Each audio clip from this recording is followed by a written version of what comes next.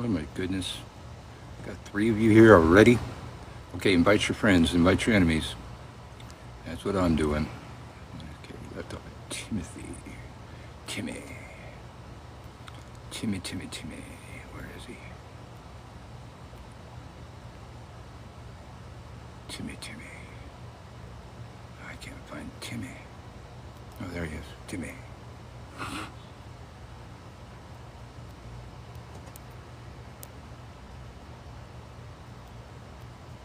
Oh, my Lord. Wait, no, don't invite Uncle Birch. Jesus, I'm already here. That's a waste of a thing. Okay, carry something.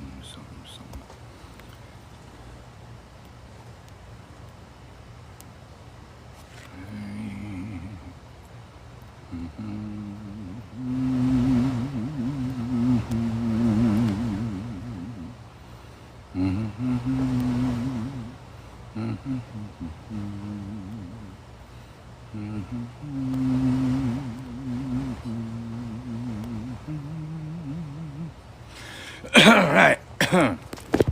Uncle Birch coming to you live from New Orleans, bringing some people up. All right, we're going to bring up Mommy Lyrist. We're going to bring up Spooky Divas. Hey everyone. Hey Aunt Marta. Hi, Stitches, or is it Stitch or Stitches? Stitches. Stitches. Hello. Hey Spooky Divas, love you. Keep inviting her. There we go. All right, I got that out there. Spooky Divas. Uncle Birch coming to you live from New Orleans. Okay, come up later because I want to plug the thing, and I don't know if I'm on your page or somebody else's page. The details were kind of shaky on that, but I have not spoken of that yet. And you've got such a cool flyer thing using my profile picture, which is, of course, flattering. Uncle Birch coming to you live from New Orleans, where I teach witchcraft for a living, and God is willing and the church don't rise. Coming up. All right. We're going to learn some money magic today. Hello, beautifuls. Hey, how you doing? So I'm good. I got a minute. I got a few minutes. I mean, I'm just cleaning house and trying to cook. My dogs are acting crazy. I'm trying. My aunt has she broke her leg and she's like 70 years old. So I've been cooking for her and my mom, all of them, trying to get everybody situated. That's why I've been so busy. So yeah. But I love y'all. Hey, Sebastian. Well, August 1st, I believe 8 p.m. Central Time. Yes. I'm going to be on your show. Yeah, I'm going to send you a request. Just come over. I'm going to send you a request to come up. You just accept it and make sure your camera is on or off, whatever you want to do. Because I know you said you was going to have a few beers, and that's totally fine. Hell, I might have me some wine by then. I ain't going to even lie. I mean, that's close to bedtime, so yeah. I just had wine for bed last night. I might have to stop at the liquor store. You know, I like my wine now. I ain't judging nobody. Well, Marta, me too. Last night, Marta ordered like some tacos and burritos and stuff, and a couple, I think, daiquiris. And 2 daiquiris. One was a frozen and one was a regular, but a double. And these, I'm sitting there. Marta tells me, they're on their way. So I'm sitting there on the stoop like I was doing for Amazon yesterday. And I just finished my beer.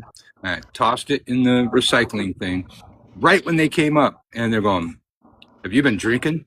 I said, "Yeah, I just had a beer." They go, "Well, you smell like you've had more than one beer." It's like, motherfucker, I was a cop. You can't fucking tell how many beers. And it's a Friday at like 6 o'clock. Like he's allowed, even if he wanted to have 3 beers, he's at home. It's Friday.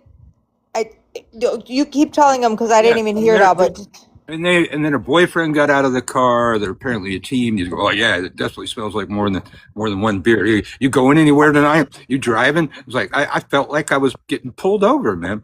It's like, no, we're sitting at home. We ordered food and a couple of drinks at our home. It's like I used to do DoorDash and Uber Eats and that kind of shit. And that was where the real money was, when there's alcohol involved. And you basically take a picture of their fucking ID and good to go. So was this? So may I ask? Was these cops that were harassing you, or No, they're food delivery people. They're delivery drivers. Yeah, And that's they their damn wouldn't business. accept Birch's ID, which is the ID with the same address that we had. They had to go send him inside to get my ID as well. So he came Oh, that's inside. Mama. I gave Oh, him my that's ID. Mama Birch. Okay, I figured out. That's Mama Birch right there. That's Mama Birch. I got it. Yes. Yeah, this is Mama Birch. Oh, thanks, y'all. But that's She Mama she Birch. is the queen goddess. We love her. That's the Mama Birch. Okay. But Okay, yeah, that so- don't make no sense because when I lived in Algiers, that was Yeah. before all this stuff they got going on now. Yeah. We would sit on our porch and drink wine and tequila and everything. Yeah. And we get delivery and they would never ask. I know we were drunk. And we get delivery on a regular basis. Nobody's ever said anything. I'm sure he's had a beer on plenty of stoops. But these people were, okay, keep telling them. Well, So- see, my thing is, I think they were trying to do that to harass you because maybe if you paid them more money as a tip, they would keep quiet or something. I already gave them I'm tips. sure she to gave. begin with. She always gives a fat tip. So I I'm was about sorry, 2 Uncle seconds. Bert. What I was about 2 happened? seconds from telling me, okay, we're going to cancel the order and take back your tip. And then Marta called the delivery people and filed a complaint and asked if she wanted to take back the tip. And I imagine nobody called you back, or you would have told me that. But if you was at No. home, that ain't their business. You wasn't going nowhere. You was at home. Hell. I know. And we're in New Orleans, where the passenger can have a drink in your fucking car when you're driving. Okay, it's just Sure not. can, because I used to go through the daiquiri shop through the drive-through all the damn time. Exactly. Me too. Show I the hell love did. drive-through daiquiris. Yep. We don't have them up here, but I remember hitting up that daiquiri shop on my way to do shows in New Orleans, honey. I would have it fully loaded. I ain't playing. I'd be drunk by the time I got to the bar. I ain't even. That was back in my dangerous days, though. So what the hell would? I don't know what the. So yeah, then the boyfriend started asking, oh, and then when they saw my ID, they go, is she gonna drive later? I mean, it was just so over the But y'all top. ain't going nowhere. You should have said we ain't going nowhere. Shut the fuck up. Yep. Mind I your was, damn I was, business. I was almost there, but I wanted that food. And it's like and she ordered two, so they think we're both gonna have a daiquiri. No, it was two daiquiris for her. I don't drink fucking daiquiris. Baby, I tell you right now, Jordan, back in her day, honey, that daiquiri shop knew me by name.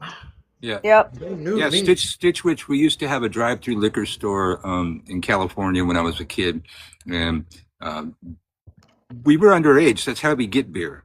Is we'd go to the drive-through fucking liquor store. They didn't check your ID or nothing.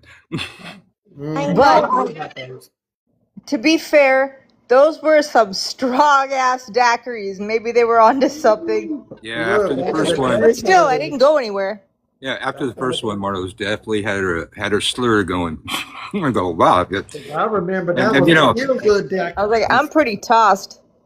And she comes The from last- a very drinking culture, so she can drink most people under the table. Mhm. The last time I was down there, I went and I paid $50 for one of those, like, I think it was like 75 ounce, like this huge like daiquiri thing that keeps it cold. Wow. And you buy it for $50, and then each refill is like $20. And Yeah, I wow, had I like remember 5 or 6 of those refills the entire weekend I was down to visit my uncle. For $50, you should have got a bucket of that shit. That's Do you what want I'm to see saying. what it looks like? It is a bucket. I'll show you. 72 ounces is a lot. If I remember correctly, it's a big girl. It's a big girl thing. It's big. Well, I remember that place we used to go, Marta, called Fat Ass Beers Yeah. in the quarter. That was a big beer. I was Or was definitely it doing that. big ass beers? I'm not sure what it was called. I think But it's something fat with ass. ass and beer. You can put me big screen if you need to. Don't mind my laundry. But Yeah, that's them. that's I what it remember looks those. like. There. I Yeah, remember that's those. big. Oh, yeah, That's you were big. Yeah. drunk. I You were think you drunk, actually, drunk. I think you actually showed that before. And I ain't for Yeah, sure. I think yeah. I might have had one back in the day. I ain't for sure, but I know I'd be drunk by the time I ever got to Toby's Golden Lantern. I'd be lit. I went Golden through Yeah. 6 of Lantern. those all through the Okay. weekend. 6 of them. And That the 6. only Oh, reason I ordered oh, 2 you was were because last gone. time Girl, the you only reason I involved ordered yourself. the only reason I ordered 2 was because last time I ordered a double and it wasn't strong at all. So I was like, okay, I'm gonna get 2 this time. But each one of those, like, I was loaded after the first one. Well, I the was Golden with that. Lantern. Golden Lantern used to be our spot. We were there. Yep. We were like You we were performed like there. Like, morning. We were like morning drinking because our friend Hoodoo Simwais, that was like his office, and that's where we'd hang out with him. But well, uh, also we couldn't leave our kid was too young to stay at home, so we drank while he was at school. yeah, Mhm. and but then when he passed, that place was him to me. I can't Yep. really hang out there anymore. Well, Yep. like I performed Hey, with a friend of mine, Ursa. Ricky Red. Ricky Hey, Red was my best friend at that time. Yeah, she was the bomb. I have to say that. Uncle Birch coming to you live from New Orleans with a bunch of witches from all over the place telling drinking stories. I guess that's where we are. I will tell you, I don't even remember how I got to that bar so many nights. I Yeah. don't. I know I was driving. That was it, and I was lucky. Somebody was watching out about me. I don't know how we got home, but we weren't too far away from that. It was just like one street, but not a lot of people on it to get to our house. Mhm. But yeah, it was something else back in the day. That was back in my younger years. The Back in first my time that I had ever drank, we were playing quarters, and it was with Everclear. Oh. How? No, how did you? Oh The no! first drink I was ever exposed to was Mad Dog 2020, and I think fell in that love was with mine it. too, but Everclear, and you was shooting Yeah. pure shots. Yeah, I sat down in a chair, and I'm like 70 pounds at this time, and I fell Like, through the chair into this pint of ice cream. I'm serious. I just want to know one thing. Is your guts concrete? I'm just asking because that stuff right there is, whew, you can light a whole house on fire with that stuff. I use that for Strega fluid, a little burning cauldron that we use in Strega. You're supposed to use Strega liqueur, but it doesn't burn as good. She was badass, baby. I tell you, because I couldn't even do that. I could not do it. The first time my father let me have a sip of Shine that he made up here, I think I was, 16? Oh my gosh, I couldn't eat anything for 3 days. My throat was burned. Yeah, I can't do that either. Back in my day, it was vodka and tequila and daiquiris and stuff like that. I don't do the hard stuff. I think the last time I did the hard stuff was probably me and Marta's first date at my house. I And, brought a bottle of Bacardi 151. I had a bottle of 151. And he I was think trying to show off. I was trying to impress her, and then I ended up, wrapped around the toilet for hours. And I told a friend that, and he goes, "You did what? Don't you remember what happened last time you did 151?" I go, "No." He said, "You ended up wrapped around the toilet all night." I go, "Oh, well, I guess I'm consistent." And I didn't even leave. No, and then she kissed me after I threw up. I didn't even brush my teeth. I was I in will love. tell you the strongest, probably the strongest liquor I ever drank was Jägermeister, because 3 shots in, you're down. Yeah. I don't know what it is about that stuff, but literally 3 shots for me, I'm on the floor.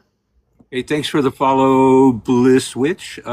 Might be a good idea to hit the little bell icon thing on my profile so you get notified when I go live. This is the last day of our 7th week of going live every day, right around 2 p.m. Central Time. Sometimes a little early on weekends. We'll see how I'm feeling tomorrow. I got some little trees to cut down tomorrow. I can't- At work. I can't drink Jaeger straight. It's got to be mixed with something. Yeah, but that was the strongest I ever did was Jägermeister. That was Fractal, it was Fractal Reality Queen. Long time no see. How you doing? You follow me anymore? I haven't seen you forever. Yeah, get some following. I agree. I agree. Is it Fractal? Is that Fractal? I don't know. But I agree, Fractal. I definitely Jägermeister ain't no joke. Especially in 2010. I don't know. This day and time, it's different these day and time. But back in 2010, that was some shit back in those days. It absolutely was. And abstinent. A little bit of cicada action. That was a short one though. And good. Ran into Freighter last week. Oh my God! I've never met him in person, but I know his real name and phone number. I should probably call him. It's been a while. So you're in Texas? No, I probably should have said that. He's our neighbor. Is it a he or she or what's the pronouns? I don't want to like. Well, it's Queen, so. Okay, so it's a she. Well, anybody can be a queen. You know what I'm saying? True. I ain't trying to be funny. Anybody can be a queen. Hell. Touche. I mean,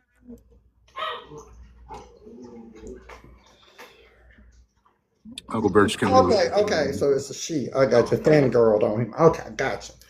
Okay, you speak for a moment online. Yeah, I've known Prater for a long time, man. He's there's still a lot of people that find me because of him. He's the guy that taught me how to do Gumroad, and I'm still not as good at doing Gumroad as him, man. He's got so much more content. I should have more content on Gumroad. I need to step that up. Mommy Lyrist is the queen, absolutely. Yeah, Mama is the queen. She's the queen of the night. Yeah. Whitney Houston made that song about her. Well, you know, it occurs to me that you made the Mommy Lyrist because you were going to do a certain type of content, and then you decided not to do that. So I decided not to do it. It's like too controversial, and it's gonna take up all of my time, and it's just too much drama for me. So I decided not to do it. So if you change your name to Aunt Marta, you'd probably get a lot more followers, even though you got a lot of followers without having any content. All right, I'll go ahead and change it. you know that song Lola, the one that goes whatever Lola wants, Lola gets? Just change Lola to Marta. Yes, we already I have. think I did have an account that was Aunt Marta, but I'll change it back to Aunt Marta.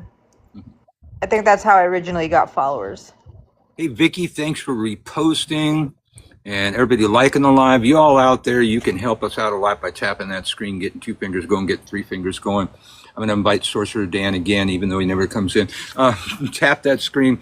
You can keep the haters at bay, and you bring more people over here. You help the broadcast today. In a little bit, we're going to learn some money magic. Because this is my Witch Mother's book right here. Some of the best spells anybody ever wrote.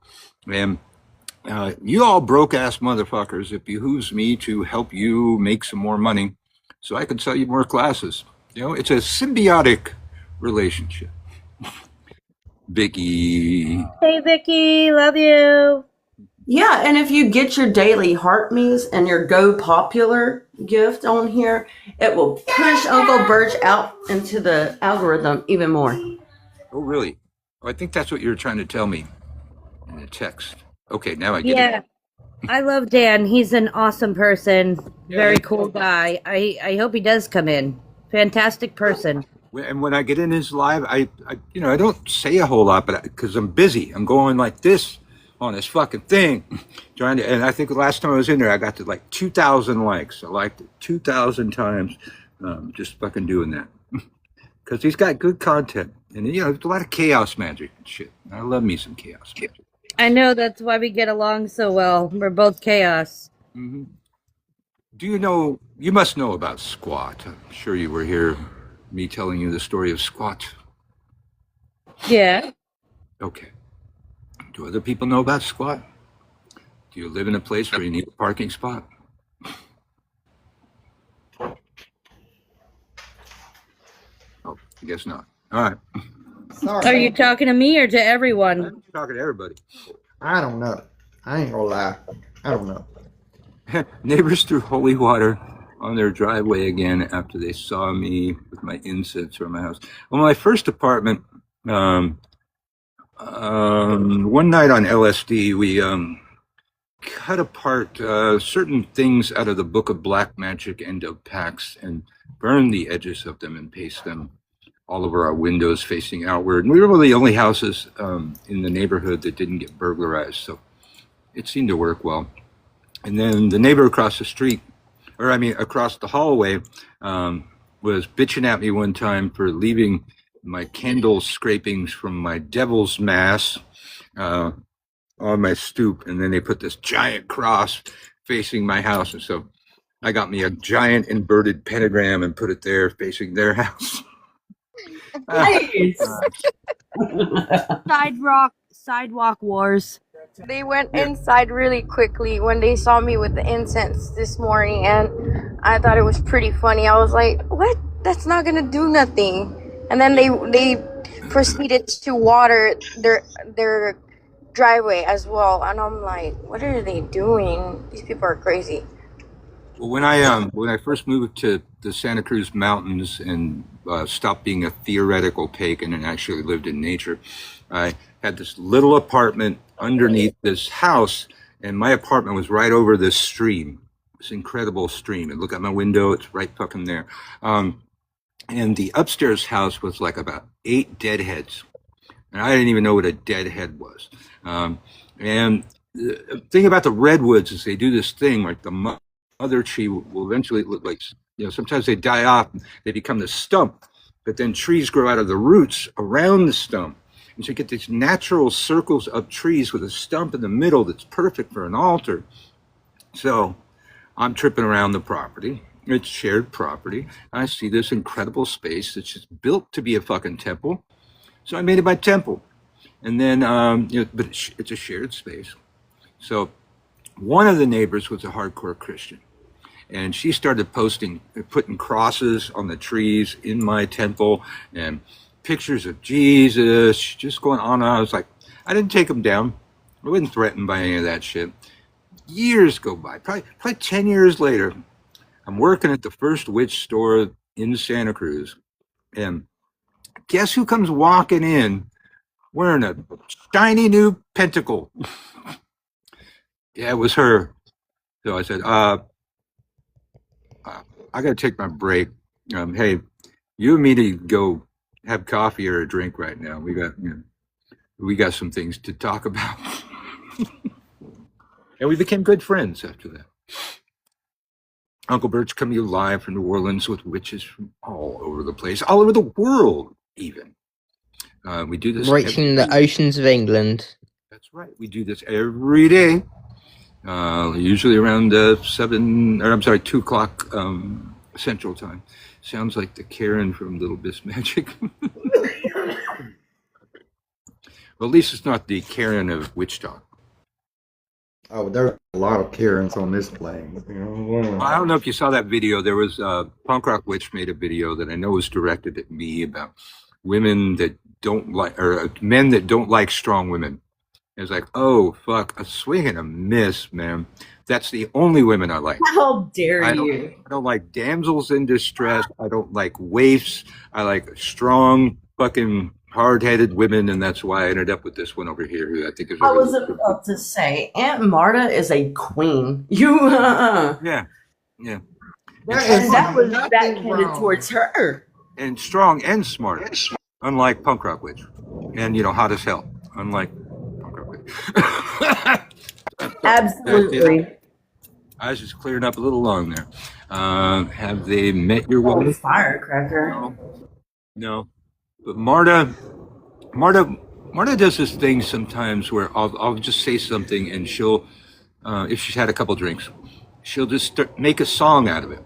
And one day I made the hashtag Snowflake Witch for Punk Rock Witch, and then Marta just started going, Snowflake Witch, give me a chance. Snowflake Witch, let's go slam dance. We'll travel around the world, just you and me. Believe fudge, banana, squirrel. Just you and me, snowflake witch. And I posted that all over, and people started using that sound for their videos that didn't like punk rock witch. And she was so pissed about that. And then when we finally had a discussion and laid down our swords for a bit there, I told her, I said, you know, to Marta's knowledge, that song was not even about you. She didn't know who she was singing about. She just makes up little fucking songs, man. It was a good song. She's right, I don't like women strong. Sit up. Yeah, absolutely. I do got a serious question, and I think I was told wrong, but I'm not for sure. Okay, I have a friend. She proclaims to be a witch, and she's talking about gray witches and stuff like that. Is there any such thing as different colored witches? Because I was told I was a green witch. No, I think it's stupid. So many kids ask me, or new brooms ask me, how do I know what kind of witch I am? Hmm. I said, you don't have to be a kind of witch. Hmm. Witch covers everything. I plant things. I guess I'm a green witch. I lived on the mountains. I guess I've been a mountain witch. I've lived at the sea. I guess I was a sea witch. I haven't met a hedge witch yet that owns a hedge, let alone a shrubbery. I Well, think I mean, those are stupid My fucking thing things. is that I do a lot of herb stuff and candle stuff, but I'm not one that casts bad, if that makes sense. Like, I tend to stay away from, no matter how mad I get at somebody, I never cast bad or negativity. I always do things to help people or help myself. I don't know what the hell that is for, but that's just the way I'm attracted to it. You know what I'm saying? Personally, Hey, I don't even like labels. You're a witch, you're a witch. No matter what you do or how you practice, you're a witch. That's it. yeah. Hey, hey, Thank you Cuban for thing. clearing that up for me, because I Hey, didn't know. hey, Cuban thing. Salam alaikum. Stitch Witch Mary. I guess my plan, well, one of my plans for Lunasok is I'm going to be on her show, 8 p.m. Central Time. Yeah. Okay. Yes. Oh, sorry. Yes, you're talking to me. I'm sorry. Yes, it is. That's Lunasok right there. Yeah, he's gonna be Papa. Papa. I just want to call you fucking Papa. I mean, seriously, because you know. Love it when you call me Big Papa. Yeah, he's gonna be on our show with Spooky Divas, because we love interviewing and talking to. How do I put this? Intriguing people. Well, And I'll probably break out my whole set for that one because I got this microphone and the mixing board and all that, and haven't figured out how to make it work on live without a bunch I of. have that too, but I never use it. I understand. I never used it. I won't be doing anything because I'll be in the process of moving. Oh, I'm sorry. That sucks. Well, we're closing on a house in Florida, so Oh, that's awesome. congratulations. yeah, the plan is winter time in Florida, summertime back up here in the mountain. Oh, well, that's even perfect for you, honey. Good plan. I know, like, Christian and Brian, a lot of times, they spend hurricane season in Salem. They seem to be here right now. Well, I guess, it's got to be here because Hex Fest is coming up right now. But yeah, I just, like I said, I've been wanting to ask that question, but I didn't know if the group would make fun of me for asking that, because I was like, I don't know, should I? But I knew Mama was in here, so I knew if somebody had made fun of me, she would have torn an asshole, because she's a strong woman, and I know that part. Thank you, Lux. I appreciate that. I like you too, baby. No one will ever make fun of you in here unless they're just an asshole, and then they'll get kicked out. Okay. Right. Like I said, I do have questions. I was going to save it for the live, but I was like, this shit's bothering me. I need to clear this up. You know what I'm saying? Yeah. What's pressing, babe? Yeah, what did you have to clear up? Oh, I'm asking about the Green Witch thing. It just kept yeah. coming. I've been wanting to ask it. I just needed to ask it. I know. I had a feeling that there was nothing to the whole color thing. I figured it was just a fucking label. Yeah, it's called a witch type, and I don't believe in that. So, well, my witch type is the type that breaks molds and won't be held in a box. Exactly. And colonization, they like to put everything in boxes, and then they have smaller boxes to put those boxes in, and then you're all of a sudden green witch, this witch, that witch, witch, you know? Just be you. That's kind of the point of being alternative, as we say fuck the boundaries, fuck the lines, we colour outside of the lines. We are different on purpose. Yeah. I just love you guys. I'm just saying, I love each and every one of you because y'all don't make me feel stupid. Because I'm only a year into this, a little over a year of claiming who I am. You know what I'm saying? And I'm still learning. Well, we And I'm love trying to get you. some money. I'm trying to get some money to start the witch school, but I don't got The day nothing. we stop learning is the day that we will no longer be here. We'll be with the ancestors. Absolutely. Uncle Bert's coming to you live from New Orleans, reminding you that Level 1 Witch School, join anytime, is available at a reduced price for the first time in its history, and for a limited time. You got to get over there to gumroad.com/witch school or find it up in my link tree and join. And your first class comes in about an hour. And then about every week, you get another one until we've spent a year together. And you will have changed your life, and you will be one of the better informed and trained witches on Witch Talk. And there's lots of other classes there. The Magical Warfare series is all the rage because Witch Talk is witch toxic, and you've got to be well armed. And a couple of the Magical Warfares, I believe, are on Witch School 2 for a reduced price. I still haven't, found the time to put more classes over there. Why didn't it update in the box? Yeah, see, I changed the profile and the name, but it It's didn't because- update in the box. That's because she's got to sign out and sign back in, and it'll change it. Spooky, Okay. Yes. I just want you to know that you are appreciated, you are needed, and you are loved. Because we need every single witch that we can get. Well, Hello. I'm still learning, and I do plan on doing the school, but financially. I want to talk to the one that said she's moving to Florida. You have to be careful because some areas are super like Bible thumpers in Florida.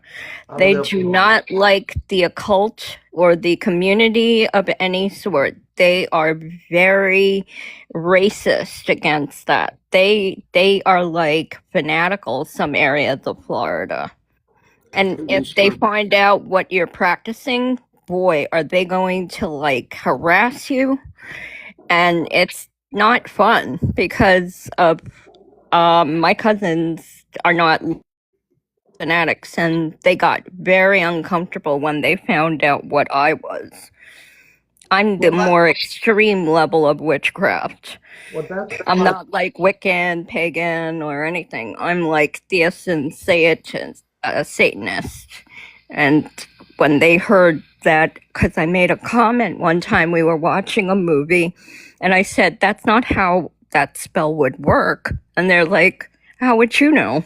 I said, because I've done that spell and it doesn't work that way. And they go, you're one of those? I was like, yeah. Well, I appreciate that advice. The area I'm moving to is very heavy in pagan Okay, groups good. and culture. That's so good. I investigated all of that. Second, what, like for weather, anything below Tampa, you are going to hit like bad weather in the wintertime. Like, because my cousins live in like Cape Coral, they're always getting flooded. Yeah, the house is in a level 3. Also, you'll have an zone, so- unexpected friend in Florida as well. Yeah. An unexpected friend? I think it's going to Stitches, be you'll have an excellent unexpected whenever friend you go to in Florida. Ally. Do you plan on opening up a shop down there? Hold on. What do you mean an unexpected friend and ally? Ursa. My friend Stormmaker lives in Florida as well. Yeah. And he's a weather witch as well. He's a weather practitioner. He's what is known as an atmokinetic, and he's also a practitioner. He lives in Florida. Paragon Pathway. That's Yeah, his- that's He cool. is such a lovely soul. He is such a lovely soul, and he's a Scorpio like me. He is such a lovely soul. He's also in Yeah. Florida. So, Uncle Birch, I enjoy your seen live his work streams. on it. I find them very interesting, Thank you. even though some of the stuff from your panel is not similar to mine. I have sort of researched things that you have said on your streams. Actually, they probably are pretty accurate in how they work. Well, I try to be accurate. Well, pretty soon, we're going to learn some money spells. Some of the best money spells the world has ever known. Oh, that's sexy. Ah, Okay, well, I'm not into money spells. I mostly do compassion spells, protection spells. I've only done one like major destruction.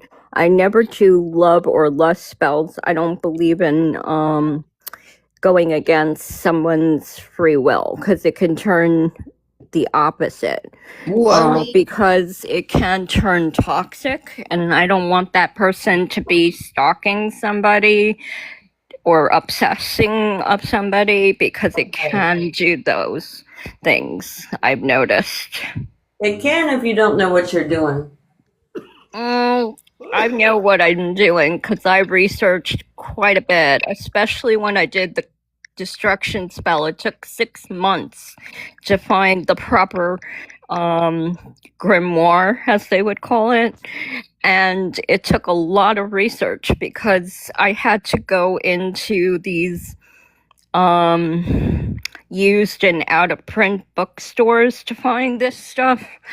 And it's not like in the general public, this stuff. You have to know where you're looking and where you're going to get this particular spell. And it took 6 months for me to understand what I was reading because one, I had to ask one of my best friends because I don't read French. I could speak it, but it was written in French about 1600, and it was a very rare spell. And it said you have to know who you're summoning, how to summon them, how to protect yourself and the person you are using the spell to protect the person from. Yeah. It's like a double whammy, because if you're trying to protect your friend and yourself, you have to make sure that spell is airtight. Otherwise, it goes back to the creed. Whatever you put out there comes back 3 times, which is very true. no, two things. Let me get to you in just a second. So, Aunt Marta, just don't mess with her right now. I think it takes time for. Yeah, the I'm name not to gonna. come I'm not gonna mess with it. Yeah. I'll look at it later when I'm in there. But no, the threefold law is not true. I was It's really I was okay. Good trained. to know. I was trained that anything that's a law in the craft, you should see symbolically acted out in nature. So if I throw a pebble into a pond, the waves go out. If they hit an external object, sometimes they'll come back, but they are not amplified. What you send out does come back, but there's no indication in anything that they're amplified. Here on Earth, there's drag, there's resistance, there's all kind of things. So if there is something about the law of attraction, what you send out does tend to come back. However, many traditions have, like a lot of the African traditions, when they throw on you, they immediately do a cleansing ritual to deal with what's coming back. Now, when I do it, I will immediately do the magical warfare feeding on your enemy's sigil. And then what does come back will be transformed into some other working I'm doing or go to amplify that working. So there are ways around it, but there's nothing in nature to indicate that it increases threefold. There's nothing to amplify it. Okay, that's good to know. But I wasn't taking any chances when I did this spell because I knew how powerful it would be. And when I did it for my friend, I mean, she was scared of this guy. He was like, he wasn't insane. He just was obsessed with her. And he was like this big hardcore atheist, you know. He was like, yeah, we're not, you're bullshit, blah, blah, blah, you know. And one of my friends said, you shouldn't mess with her. You don't know what she's could do. And he says, oh, come on. What is this little girl going to do to me? Because I'm not big. I'm like 5'2". I weighed like 90 pounds. He was like 6'2", outweighed me by like 100 pounds. He said, what is this tiny little girl going to do? And my friend said, she's, you know, high level Theosin witch. She knows what she's doing. And he says, prove it. I said, you want me to prove something to you? Really? Well, you know, I'm, you know, I've been teaching witchcraft for 46 years, but I'm mostly well known for teaching magical warfare. And in warfare, I think it goes all the way back to the art of war. You never make a frontal assault on somebody unless it's to cover up a flanking maneuver. So if they are a witch, and they have any power doing any protection, it's a bad idea to go straight at them. You know, come around, do something else. I mean, and I think I did a video about this. You know, what's the ultimate goal? Well, and quite what often, I said to him, I said, listen, I really do not want to do anything to you. I am giving you a chance to back out. Leave my friend alone. I really do not want to do anything, because once I enact the spell, it will be permanent. Once I enact this particular spell, there's no way I can cancel the contract. And he goes, oh, you're a little, you know, whatever. So I said to him, last chance. He said, I want you to prove it. So I curl my finger. I get a little hair from him, roll it up in a paper, in another paper. With the help of my friend, she writes out the spell that I quote to her. I burn it over the flame. The flame turned blue from orange. And as I was reciting the spell, I told him, you have 72 hours in order to come back, apologize to my friend. In your own blood, you write the apology. Otherwise, this spell is permanent.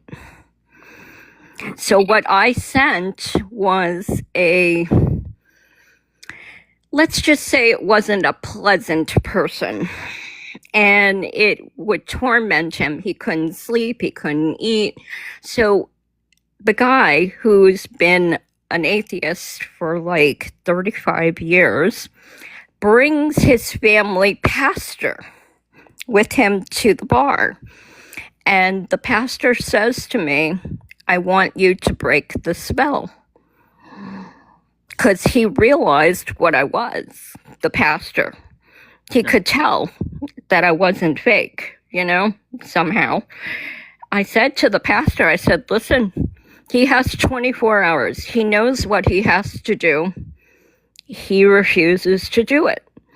So when he saw me, he looks at me. I only did this once. I don't know how it happened. Even my friend, who's been friends with me since I was little, when they looked at my eyes, they started glowing blue, solid blue. And it scared the pastor. He said, listen, you need to do what she said. He says, bullshit. So a few days later, the pastor comes to see me. He said he killed himself because he couldn't sleep. He couldn't eat. I said, what I sent to him was what the Vikings would call Freya. Freya is good or bad. She's also death in the Viking religion. Okay? I sent him death. But first he was tormented. And the pastor said, how do we stop this? I said, it's permanent. He had 72 hours. He refused to believe me. And he left. And that was the last time I ever did that spell. Well, it sounds like he had it coming and he asked for it. You know, he fucked around and he found out. He dared you. You know, don't double dare me, man. And somebody, I think it was Spooky, was talking about the tenfold law. I think that's mine. That's the tenfold law of vengeance. You come at me and my family, I will come back with 10 times the power that you came. You come at my family, I do scorched earth. Which is why one of my classes up there, gumroad.com, is Magical Warfare Crush the Enemy. That's one of the classes I taught when I first came to New Orleans, my first time. And it was the subject of the Catholics thing there. So Quad, I invited you up so you can tell me about that because I missed half of what you were saying.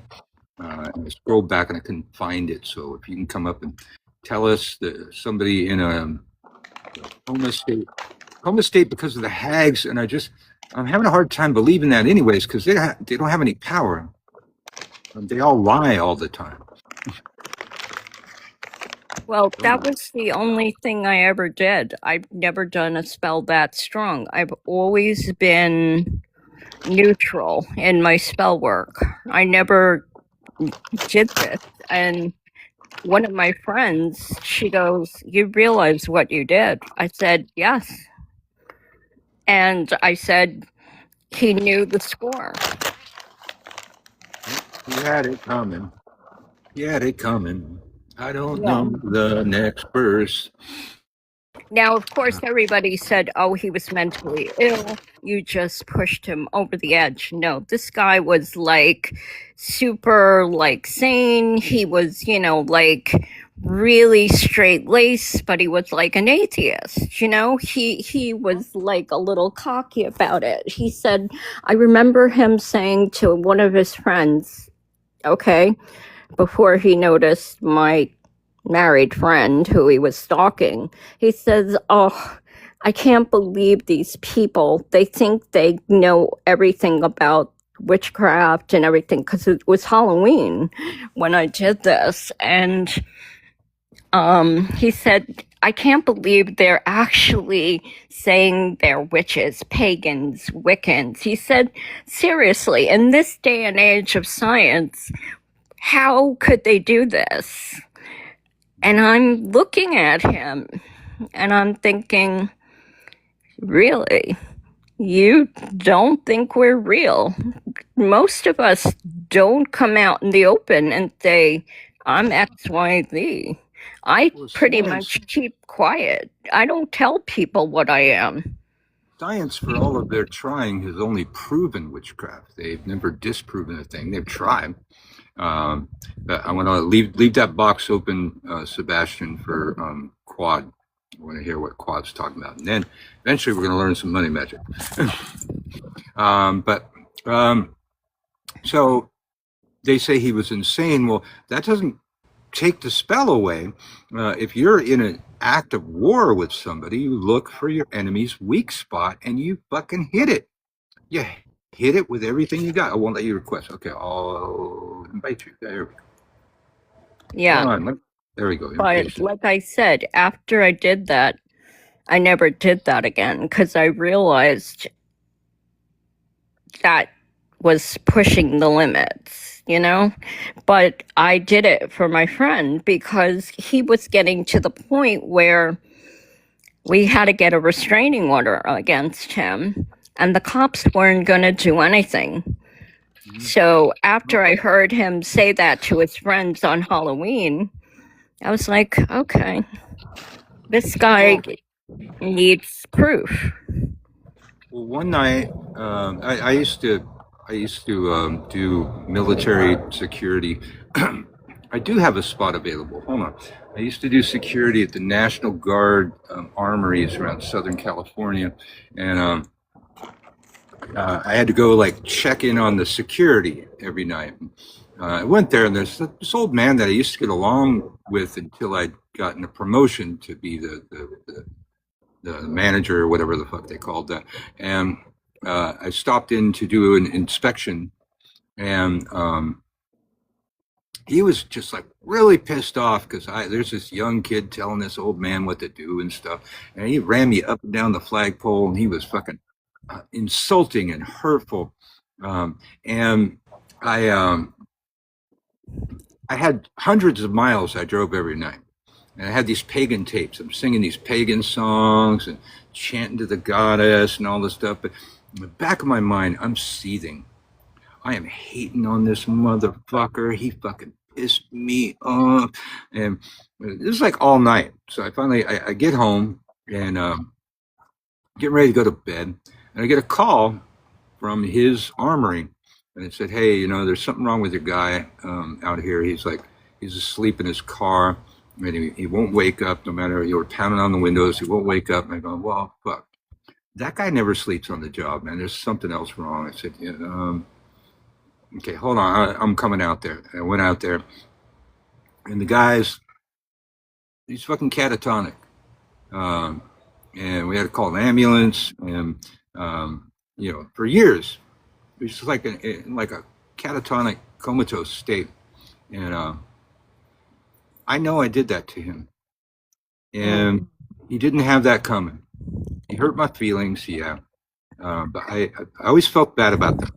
I wasn't just, I was not intending for that to happen, but my subconscious was intending for that to happen. Oh, yeah. While I'm doing all this other shit. But like I said, this guy wouldn't leave my friend alone. And I didn't want to do this, you know, because I knew how powerful this spell would be. And my friends knew what I was, you know.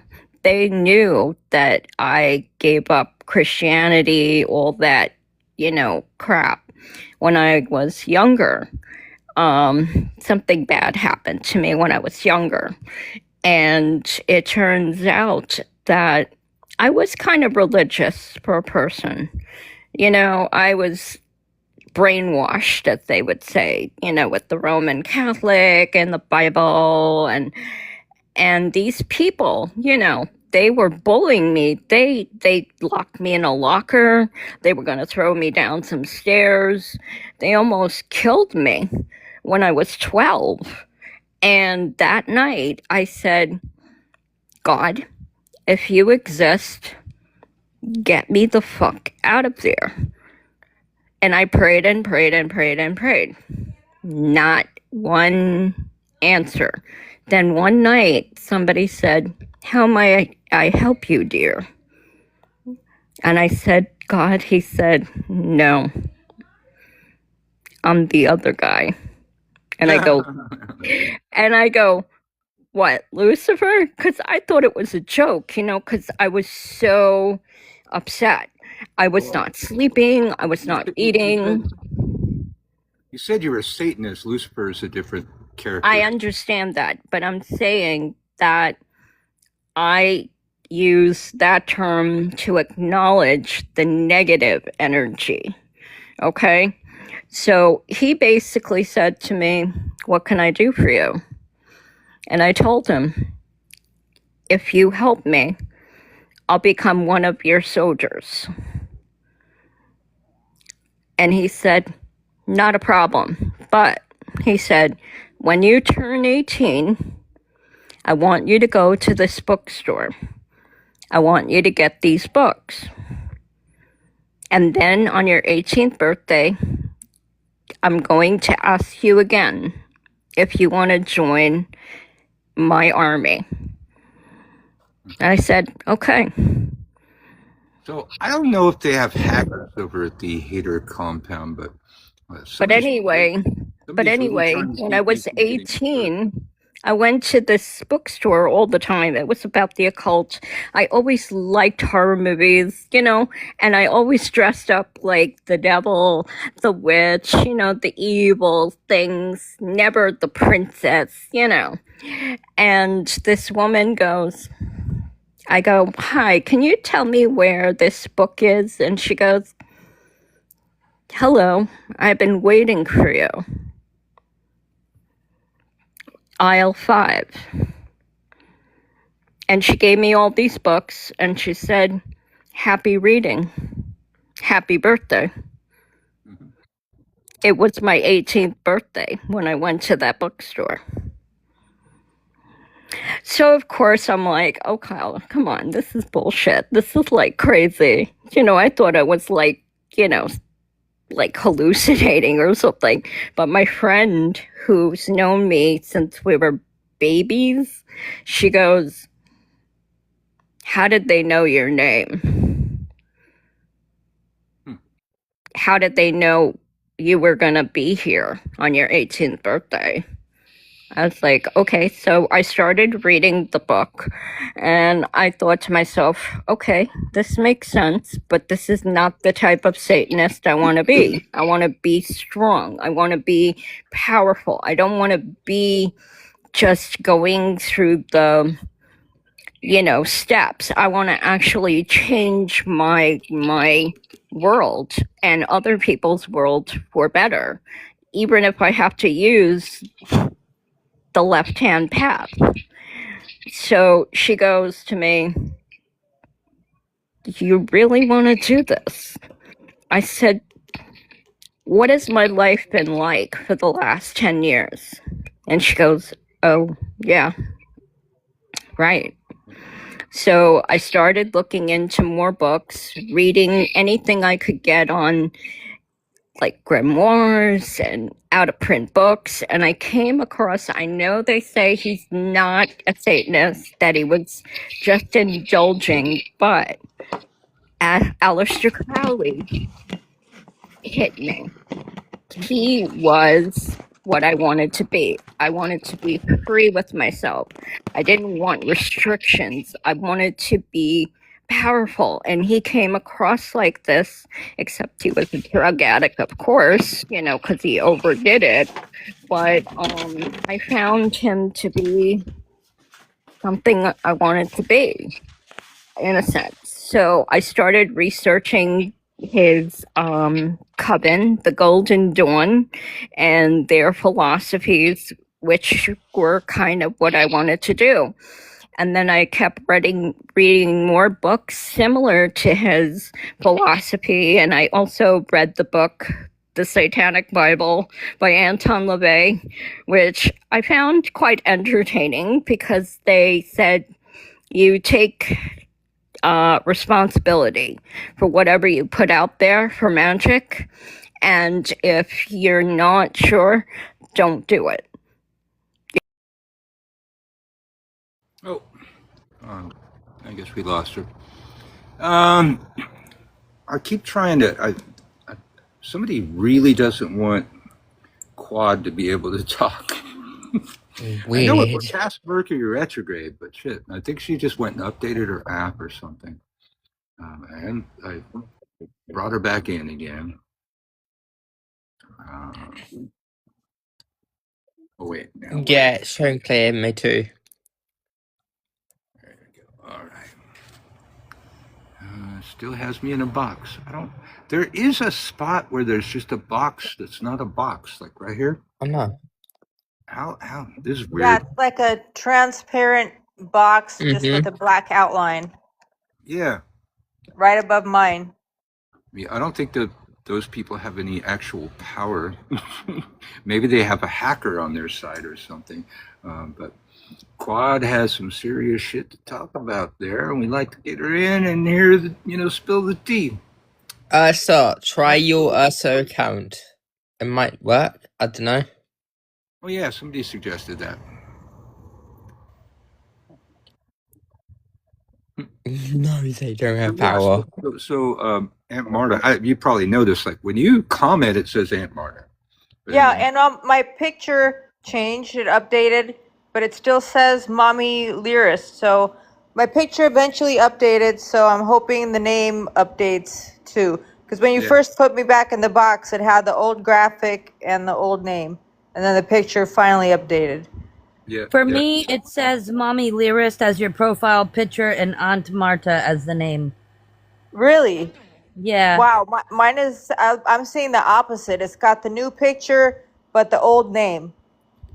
That's crazy. And I'm seeing the exact same thing. there's two places to Oh, change there your we go. name. Here's Ursar. Here's Ursar's. There we go. I see. We'll look at it in a bit.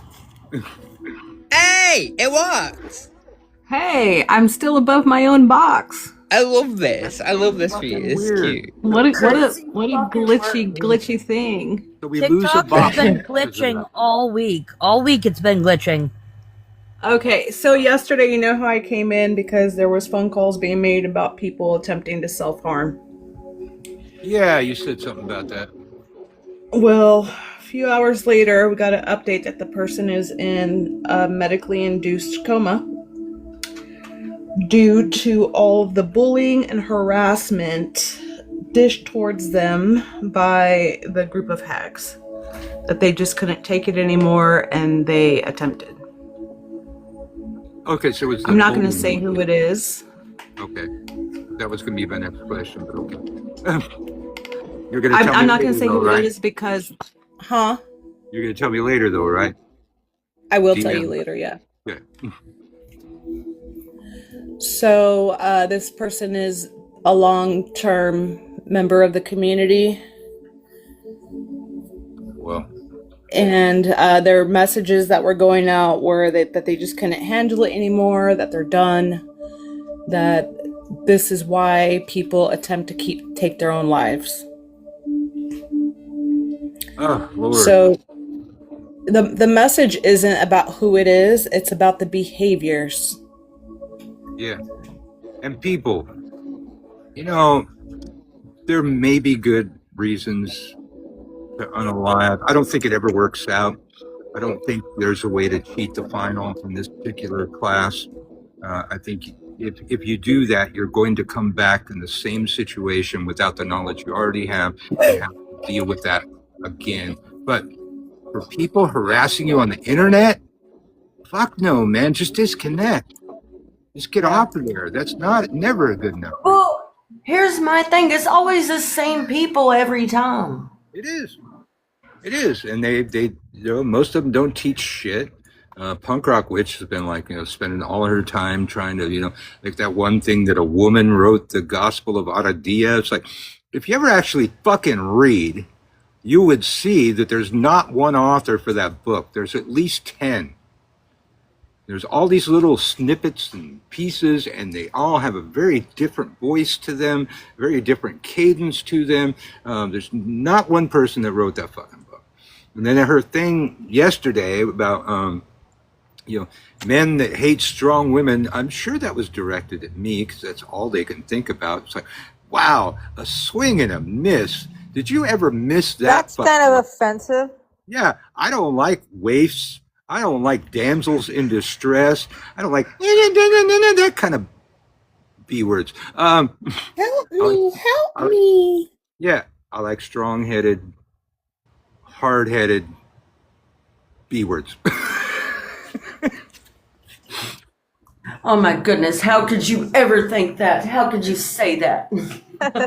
Because that was the name of Hecate, and that's exactly the behavior that they were describing when Hecate engaged in it. So, Well, what they're seeking is attention, and they're going to do everything they can to seek attention. Mhm. And unfortunately for them, their knack is negative attention at the expense of whomever. And I don't like those kind of women either. Always need attention and shit. It's like, Marta, take it or leave it, man. I mean, I'm sure she wants attention sometimes, but she's not like hanging, like pining for my attention. I hate that. And that's, I look back, like when I was polyamorous, I spend the night with somebody, go out with them, go to bed with them. In the morning, I'm out of there. I don't want to spend a whole lot of time with them. And there was a time until I had to start doing this this, side gigs. Fucking me and Marta were together like 24/7. There's nobody I could ever tolerate 24/7. A friend, a lover, none You of it. made me sick. Shut up, woman. You Get know, back in like, your place. Make me a sandwich. oh my God, poison it. No, they'll I probably be think talking when about that. something, oh shit, it is glitching out real bad. Oh, Told you it's been glitching for weeks. so they pretty much just harassed this person until they did something stupid. Unfortunately, and we try to, listen, you don't have to, if someone's talking bad about you and it's not true, you don't have to respond. You don't have to feed into it. Block button. Like, Yeah, you block them, you'll never see them again, man. don't go looking from burner accounts just to see everyone knows. It's been 7 years that they've been doing this. Everyone knows that that's all they do. And That's the all you people do. who will listen to them, you don't want them in your space anyway, so there's nothing to defend yourself from. I bet they're over there gloating about it, like, oh, they were just weak. Well, they don't know. You pushed them They into don't that know. corner. They wasn't on the same level of some of us. And they had different gifts and everything, and it's messed up. It shouldn't have happened. But this is what's going to happen if these people keep running rampant without being checked. Yeah, well, like I Who's said, going to check them? like I said in my recent videos, like if you're in a group of people that are brought together because you mutually hate somebody, you're in an abusive relationship and it will abuse you. They will turn. The 5 were the 10. Now there's 5 of them. And then there'll be the 4 and then the 3 and do the math. And this Birds person can be alive actually and was one in their group and was one they turned on. Yeah. Well, I'm looking forward to hearing the name later, but I'm sure that was the case because that's all that happens. And I did see a thing today. Apparently, they don't like the Jane Gang. And the Jane Gang is one of the other groups that, like what I just described, they're brought together based on who they mutually hate. And that's all the Jane group. And I dealt with the Jane group because they hated the same people for a certain amount of time. But then, as soon as Jane referred to herself as a cult leader, and they all accepted that, then I turned on them all. I'm sure they're hating on me still too. Saw there was a man with them. Yeah, Iron Sage, man. Iron Sage is gonna be next. Bye, Spooky. Love you. And then he's gonna end up over here, and I'm gonna just like I'm You not too. gonna say I told you so, but I'm gonna be sitting here with a shit-eating smirk on my face when that I happens. love saying I told you so. I told you so. I told you. I told you so. The reverse fan. We weren't bored and we weren't picking on people. We were giving avid warning against this behavior and what it looks like. We've been here long enough to know that what it does. Not everybody can handle that type of berating that they do. Yeah. And anytime it ever happened over here, the person got up in a box and talked a bunch of shit and got what was coming to them. So we're pretty fucking nice over here, I gotta say. Some of you people that don't have a reputation for being nice, you've been pretty nice over here. By the way, did anyone else's discernment go off whenever that other person was up here doing that whole who she heard the voice from? Did anyone else get skeptical vibes from that? I don't know what you're talking about. Well, I wasn't really dissecting that, but they were dominating the conversation. And This is true. once when I was talking, they raised their voice to talk over me, and so no, it's like it's my show, and I raise my hand when I want to go, and I realize a lot of people don't have their cameras on. So I did giggle when she spoke about her eyes turning bright blue, like glowing blue. I giggled. I'm not gonna lie. yeah. My eyes turn black a lot. Medically induced coma. Yeah, that's what I heard. Medically induced coma. So but I don't know what prognosis they have beyond that. Yeah, I don't know. I honestly, like, I'm gonna be so transparent in this. When I heard that, I'm gonna say it like this: a call for help is a call for help. Whether or not I believe the details or not, a call for help is a call for help. Absolutely. Wow. So Is it okay if we light a candle? Absolutely. always okay to light a candle. But I hope it's not somebody I like. I just like to get consent is all. Mm-hmm. Well, I'm not her to give consent, so. Mm-hmm. Okay, we now know it's a her. Okay. Knock it off. Just keep talking. The reason why I'm not saying who it is because that is their own private thing going on that they need to, get the help that they need for. Any counsel I have offered obviously went unheard, so it's not for me to judge or have opinion on, other than this is again happening within the community, and again, if people want to come together and be in support of and light candles and healing, then they can. But what a miserable existence. Anytime I show up at their lives, they're always like attacking somebody. That's all they fucking do. We've had our strife over here too, but we've had days where we all have taught magic. We talked about, I think we talked about drinking at the beginning of the show. Yesterday was a trip down memory lane. Everybody's telling stories. And one day we're talking about our favorite movies and TV shows and having a good old time doing that. It's like, fucking get a life, man. You're gonna hate somebody on the internet because they said something you didn't like. I reserve my hate for more important things because my hate is the fire of 1,000 suns kind of hate. I do want to make it clear that this is not witchcraft. This is mundane bullying, harassment, stalking, and real life mundane childish bullshit that is illegal. And, with Celtic Hex being in Ireland, she thinks she's, impervious to the touch of the laws in the U.S. Over there, it's a law. You cannot weaponize your craft against somebody. Okay, then go call her local jurisdiction of wherever she's at and report her. You know what I mean? Like, yeah, all that is true, but no one is acting on it who's been a victim of hers. You have to be a victim of hers in order to report her.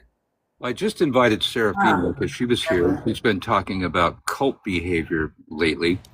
And I believe, after watching these people for a long time, that's what we have going on there. And even though they said that about me recently, they said that we over here, we are a cult. I was like, you know what? If we were a cult, I wouldn't be letting all you people talk over me and shit. I'd just mute the fuck out of everybody. Sarah, how the fuck are you? Hey, how's it going, stranger? Been a while. Yes? You sound different. I sound different. Okay, there you are. Okay. So, have you been listening to the... I literally just popped in, but I heard you say something about my cult and cult-like behaviors video. Yes. For those of you that don't know, today I posted up the annual, I've been doing it every year for 5 years, the annual video on the bite model and Darvo, specific to occult spaces, because it's something that we see quite prolifically in occult spaces, both in person and online. Mm-hmm. Absolutely. Hey, Mia!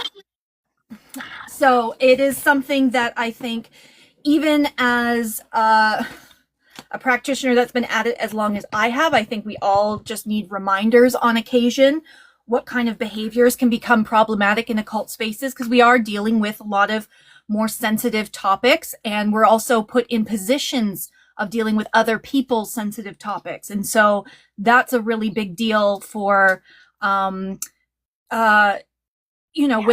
the moral and ethical framework of witchcraft as it stands. And that's going to be the next series of videos that I'm going to do, because I've seen some wildly unethical practices come to light with the last hoopla across Witch Talk a lot of services that are being offered by people who shouldn't be offering them, and services that are, you need a licensed clinician to approach a lot of these topics. And guess what? Witches are not licensed clinicians. No. No. So, well, let me catch you up. We were talking about a certain group, the Five, who Okay. apparently they just bullied one of their members into making an unaliving attempt. And now they are in a medically induced coma. Well, if anybody is in that kind of state right now, then my deepest sympathies to them for sure. But unfortunately, that seems to be par the course across Witch Talk, whether it's the Five or other forms of bullying and harassment. And yeah, it's definitely gotten to that point. I think, Birch, you know a little bit about what happened to me on social media. And can you refresh my memory?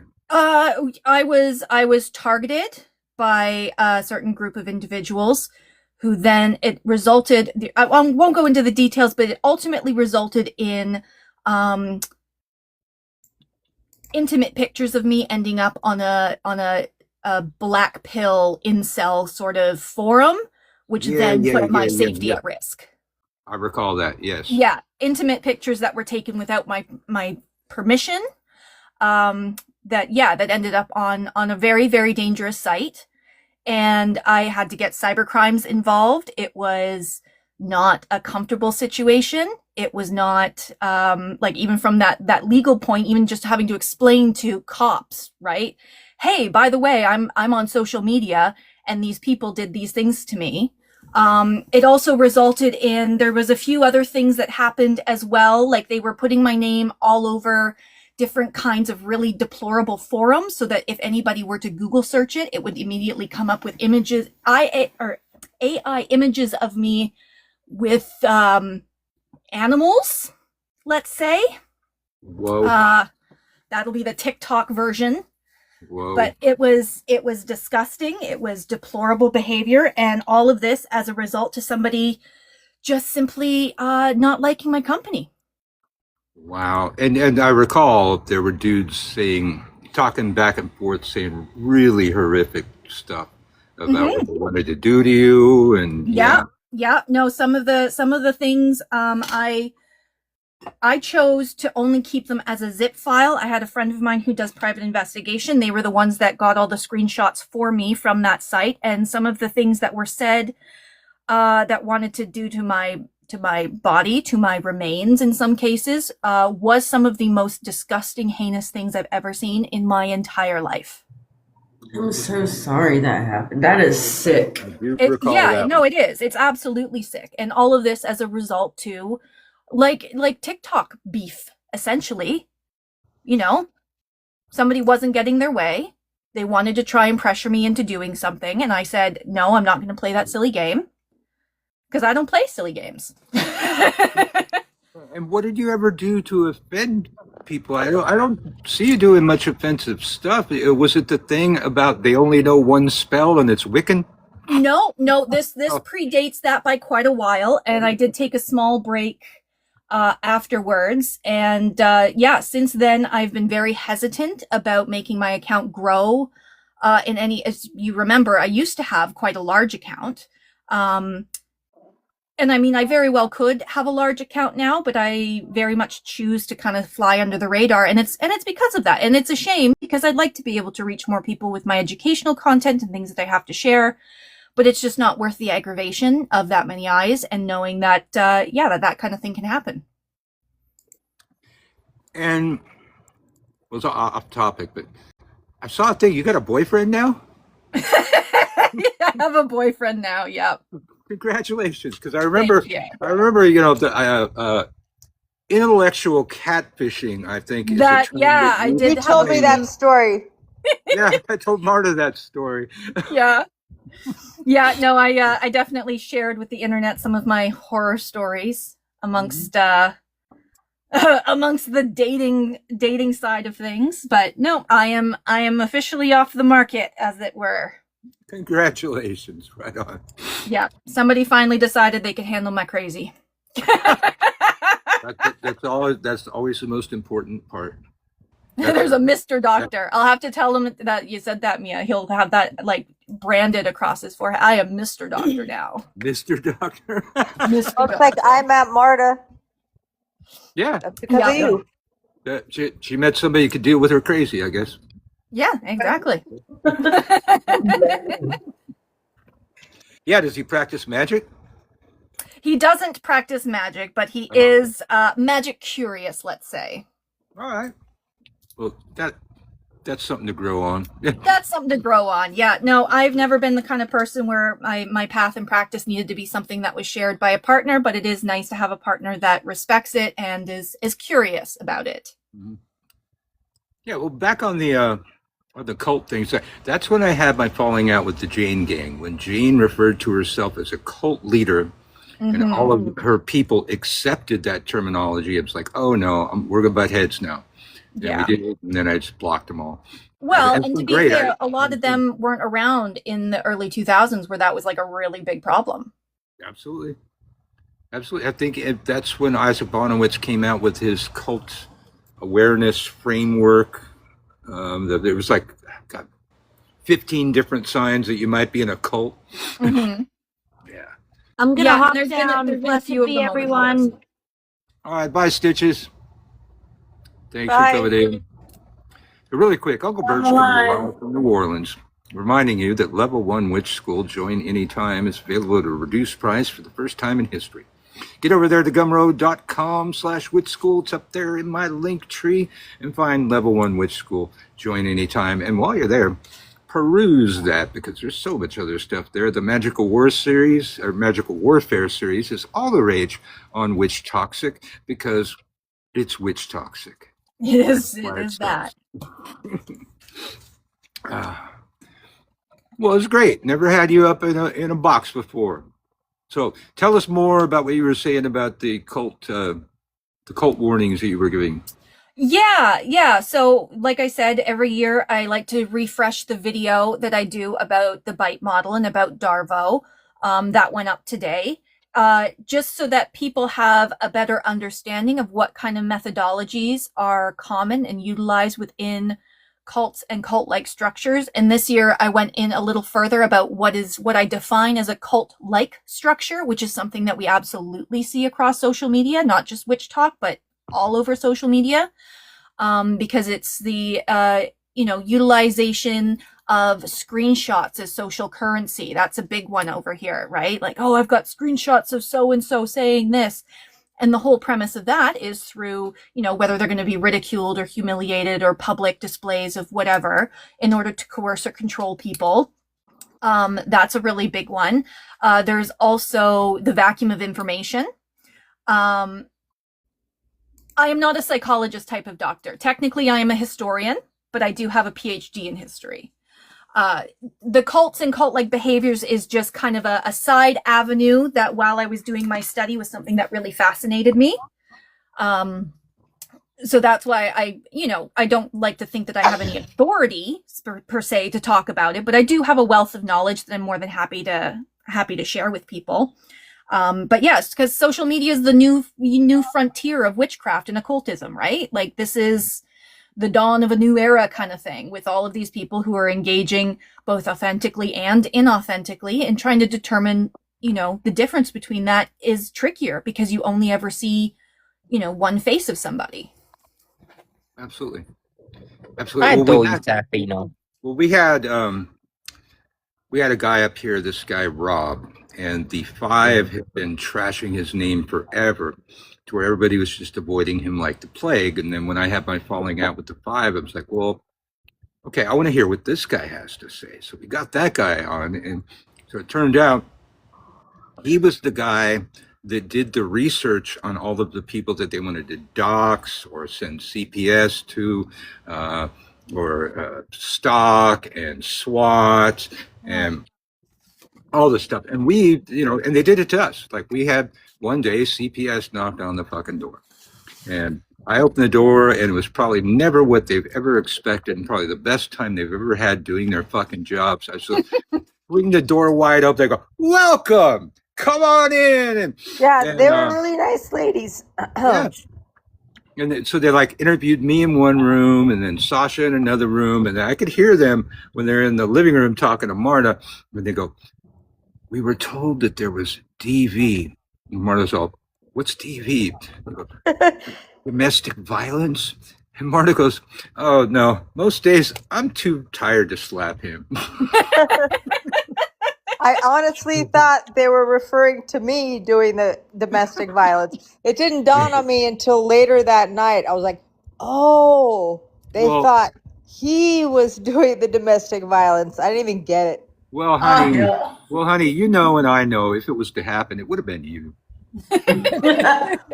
You're right. That's one person I would not want to piss off. Absolutely, man. Them Leos are, you know, they're Leonian.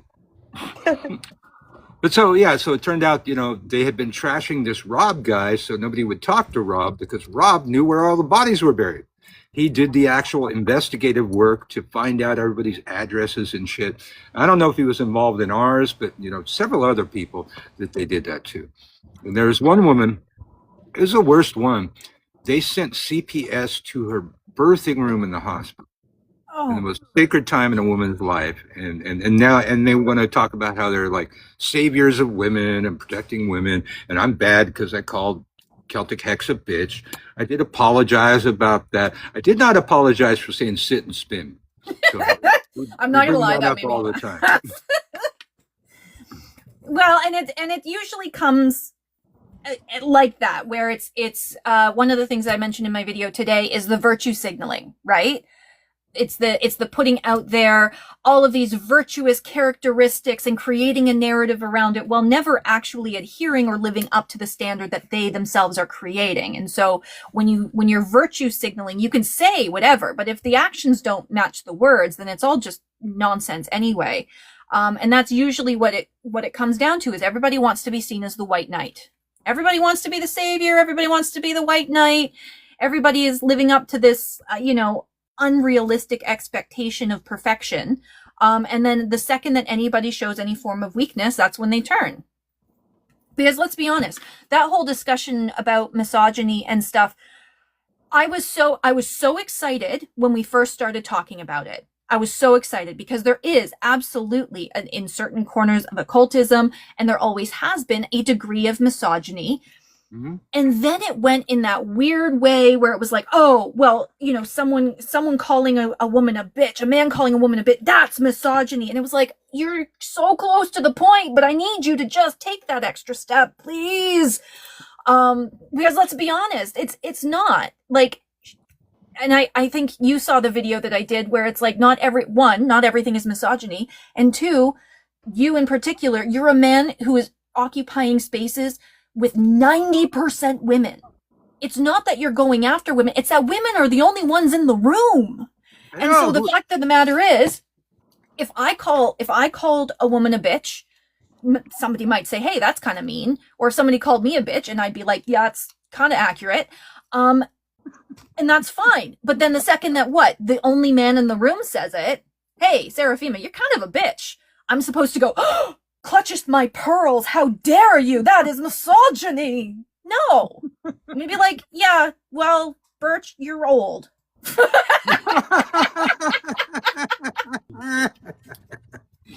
Well, hey, now wait. Yeah, I thought this was a very ballsy thing to do, or that's probably not the word, gutsy thing to do. But you did a video one time where you had a hot flash and you kept the camera fucking rolling. Oh, yeah. I learned a lot from that. Marta's almost there, so I learned a lot from what you were going I've had through. plenty of hot then. flashes. What are you talking about? I know. Well, her video was before that. Okay. But I thought it was a gutsy fucking thing to do. So That was you're not exactly. I thought I was losing my mind that day. I was ready to crawl out of my own skin. Hot flashes, there is nothing that will prepare you ever. Yeah. So basically what I was saying is, well, I guess you're not exactly a spring chicken either. I know I'm old. I know. No, definitely not a spring chicken myself. But I thought that was gutsy for you to press post and I expose love that and just show that side of you. the fuck. Mute Was that? Oh, your top one, mute. Oh, there goes mine. There goes yours. I don't even see you. Yeah, mute yourself on the top there. Okay, now where were we? I'm old. Yeah. Okay. Yeah. Yeah. Well, no, what I mean is like in those spaces, you know, misogyny and all of that kind of stuff, because there is widespread misogyny. I mean, some of the worst kind of groups for that is the Left Hand Path is pretty notorious for that. Demonoltry and all of those kinds of things, because all the edgelords think that they're hot shit in there. The true occultist bros, oh my god, they drive me absolutely insane, and they're wildly misogynistic. And then even in, you know, writings that were popularized throughout history, deeply misogynistic, right? You look at someone like fucking Aleister Crowley and his sacred horrors. Like, come on. So while Winning with Scarlet, absolutely. yeah. I was so excited that we were finally going to start having a conversation about misogyny and about the impact that it has specifically in occult spaces. And then it just, everything's misogyny. A man opening his mouth, that's misogyny. Okay, that's fine. I can't count how many times they would say, Uncle Birch attacks women. It's like, all I did was have an argument with a woman, and yeah, they're 90% of the witchcraft population. Yeah. And then and then the other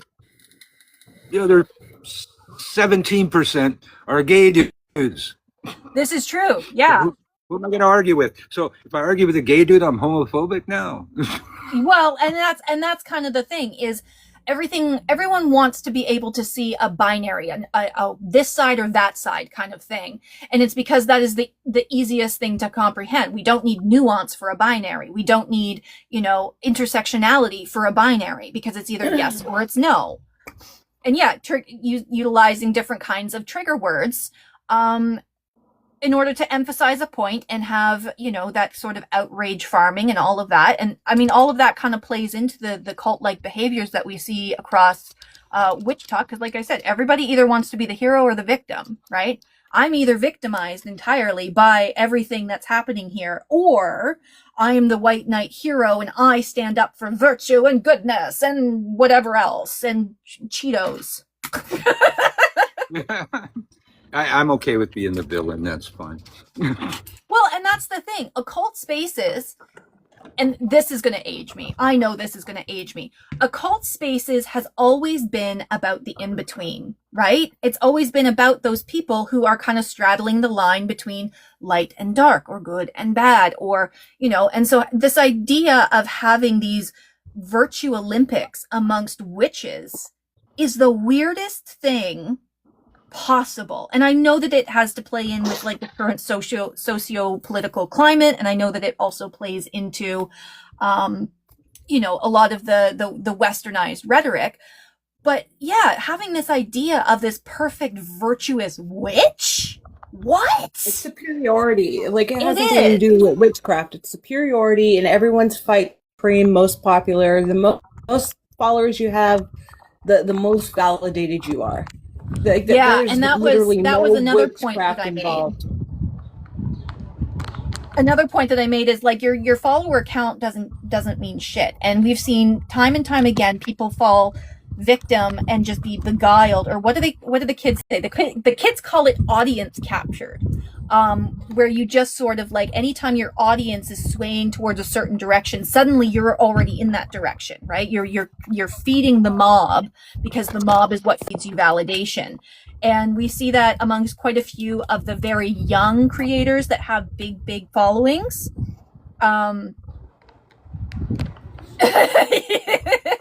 Yeah, that snows. Every time I step in, I remember. Do you mean like Dean Withers?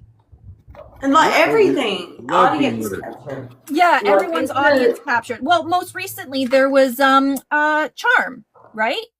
That was a very audience captured kind of response.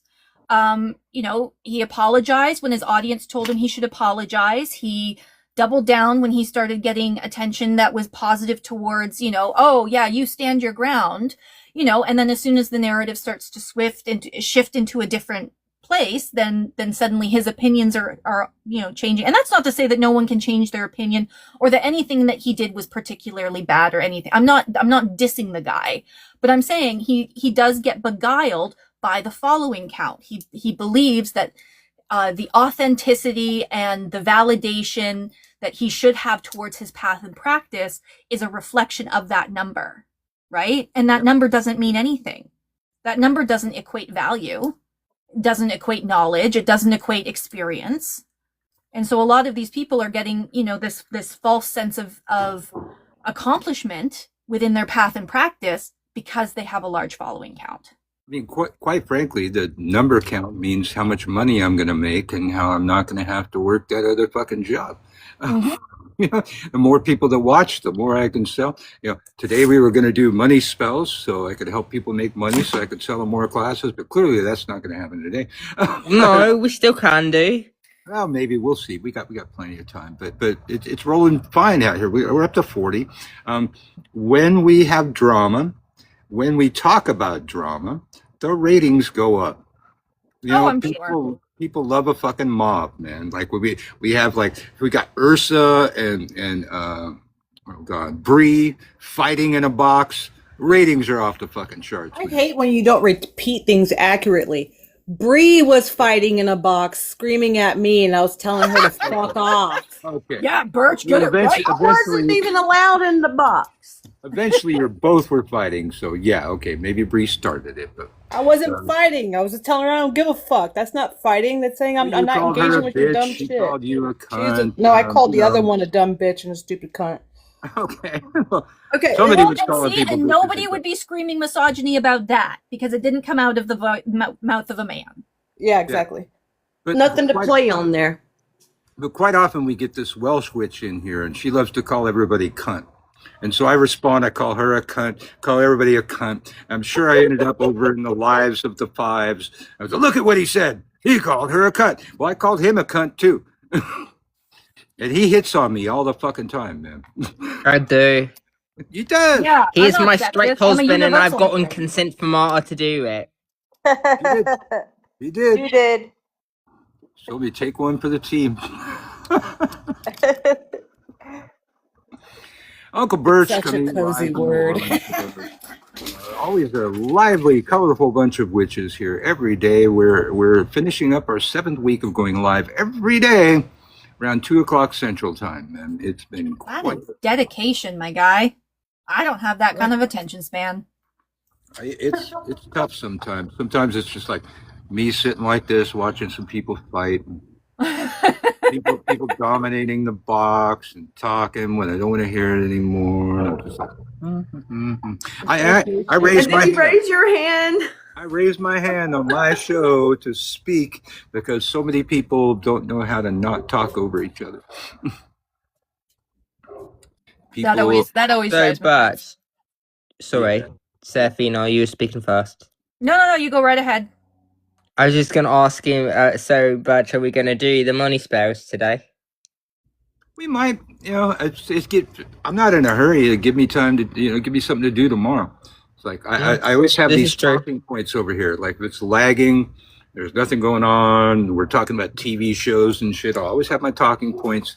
I'll go to those and we learn some witchcraft and stuff. But, And I'm just sat here watching Oz the Great and Powerful, because why not?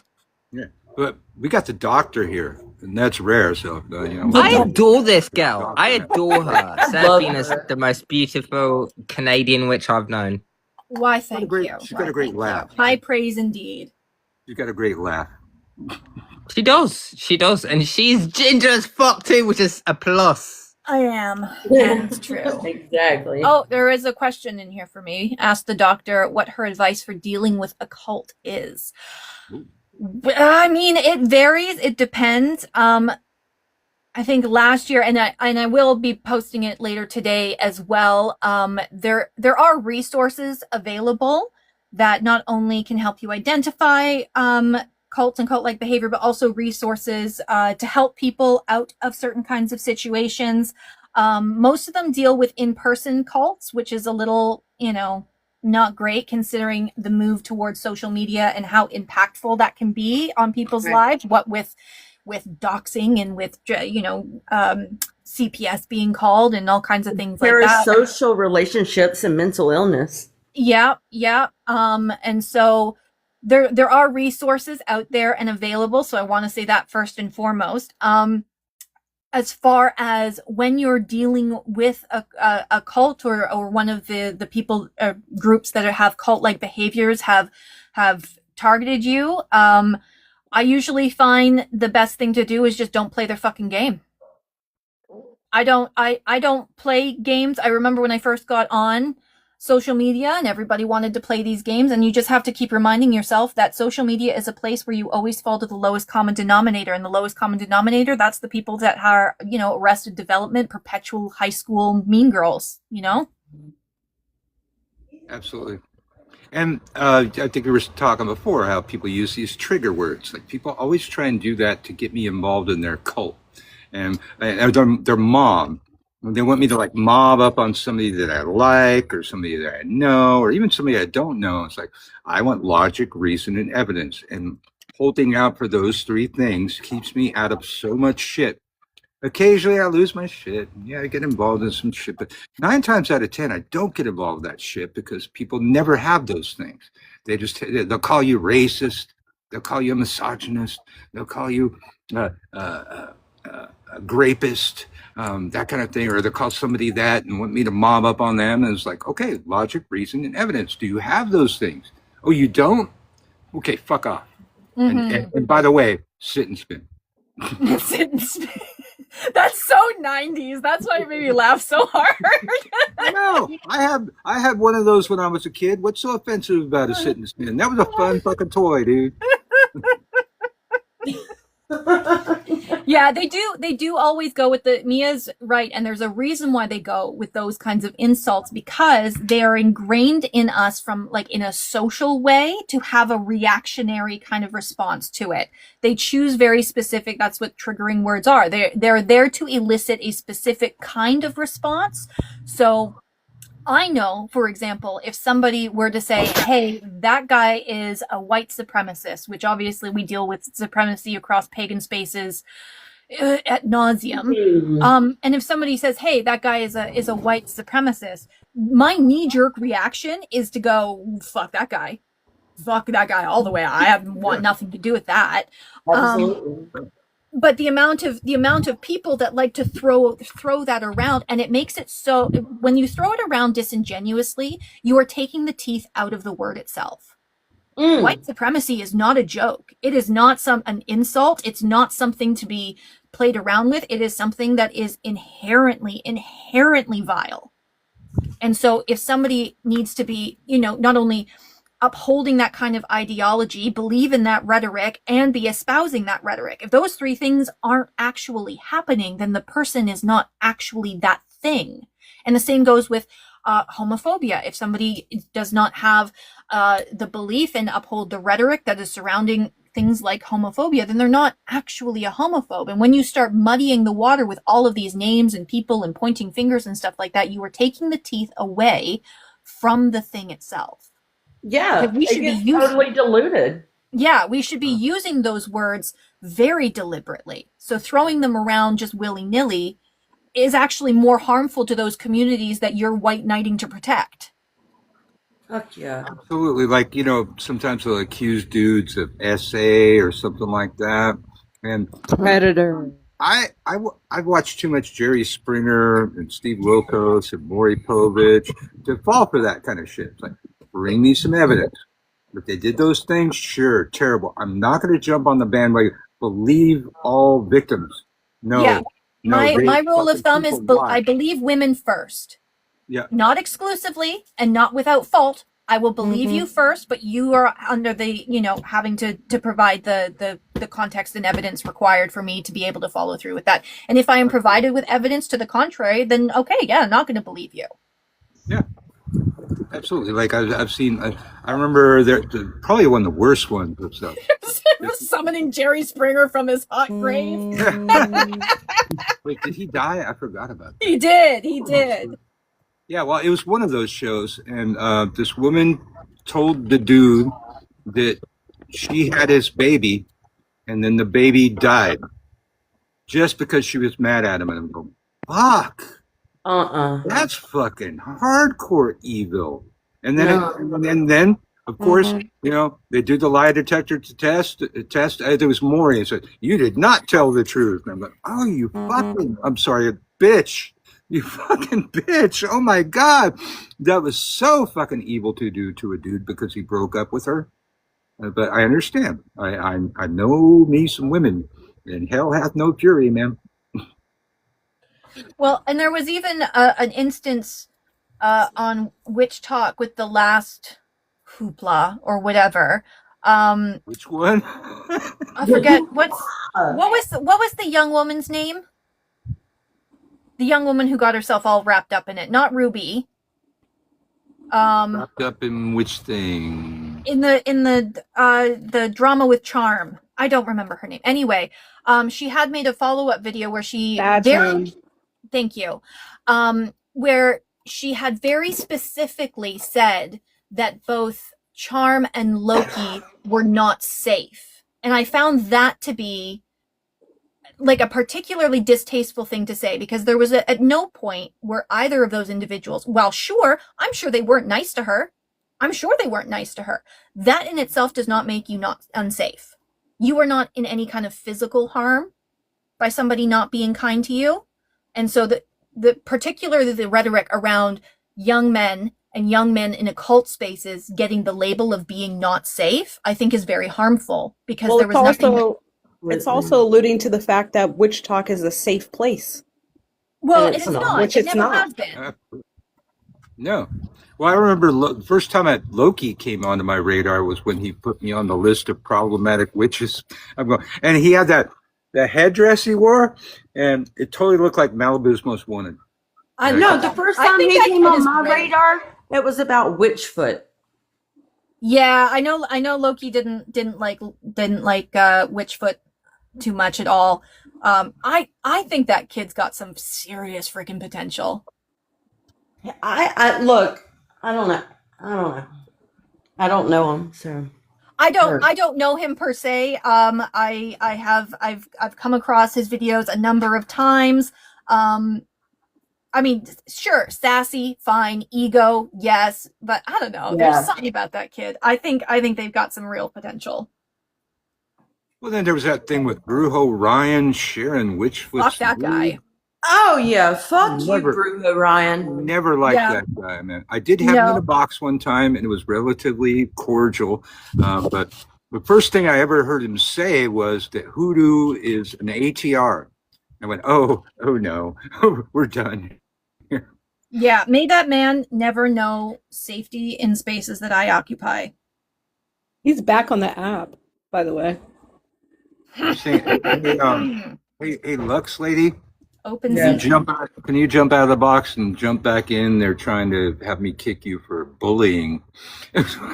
Oh my goodness. But we'll get rid of that as soon as he, jumps out and jumps back in. I mean, if anyone was bullying, it was me. And I'd do it again. Yeah, I think it's really important to stress that Witch Talk in general is not a safe space. So we could just stop saying who's safe and who's not, because it's not a safe space. Well, and to think that it is in any facet, it is just, it's feeding misinformation and making people think that they're safe. They're I think not. it is and I think it is and it isn't. I think it's a safer place compared to general public, hoopla. I keep saying hoopla. I don't know why. That's just the word today. The problem with identifying something as a safe space is there is nowhere to go except towards purity, right? It enforces when you have this kind of language where you're like, oh, safe space and creating a safe space. Well, that means very different things to different people. And when you are dealing with people in the hundreds of thousands, which some people have over 100,000 followers, when you're dealing with spaces of people over 100,000, there is no way to curate a space that is safe enough for all of those people to have their needs met. Exactly. Right? So Yeah. it just enforces the purity culture and the virtue signaling and the unrealistic expectation. And I think that's what a lot of people are falling victim to now is this unrealistic expectation of perfection, right? You have to Yeah. be this perfect saint-like flawless person in order to have any kind of value or validity in a space full of witches. Just emphasizing that that's a dumb thing to have. Exactly. That's That's what I talk about all the time is that to be influenced in your craft means that you're not walking sovereign within it.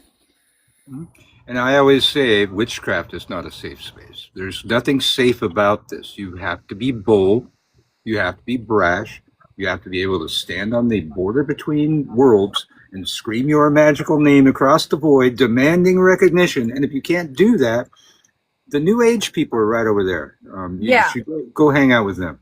Well, and that's what it is it is a resurfacing of the new age rhetoric of love and light, right? Like when we left the kind of satanic panic of the 80s, there was this big push towards this sort of new age omni-spiritualist. And unfortunately, that got the label of being witchcraft. It's not witchcraft. I mean, that's kind of, I've done a number of videos on it. I think I even did a series of videos with Thumper Forge at one point where we were talking about the difference between witchcraft and new age witchcraft, because they are two very distinctly different things.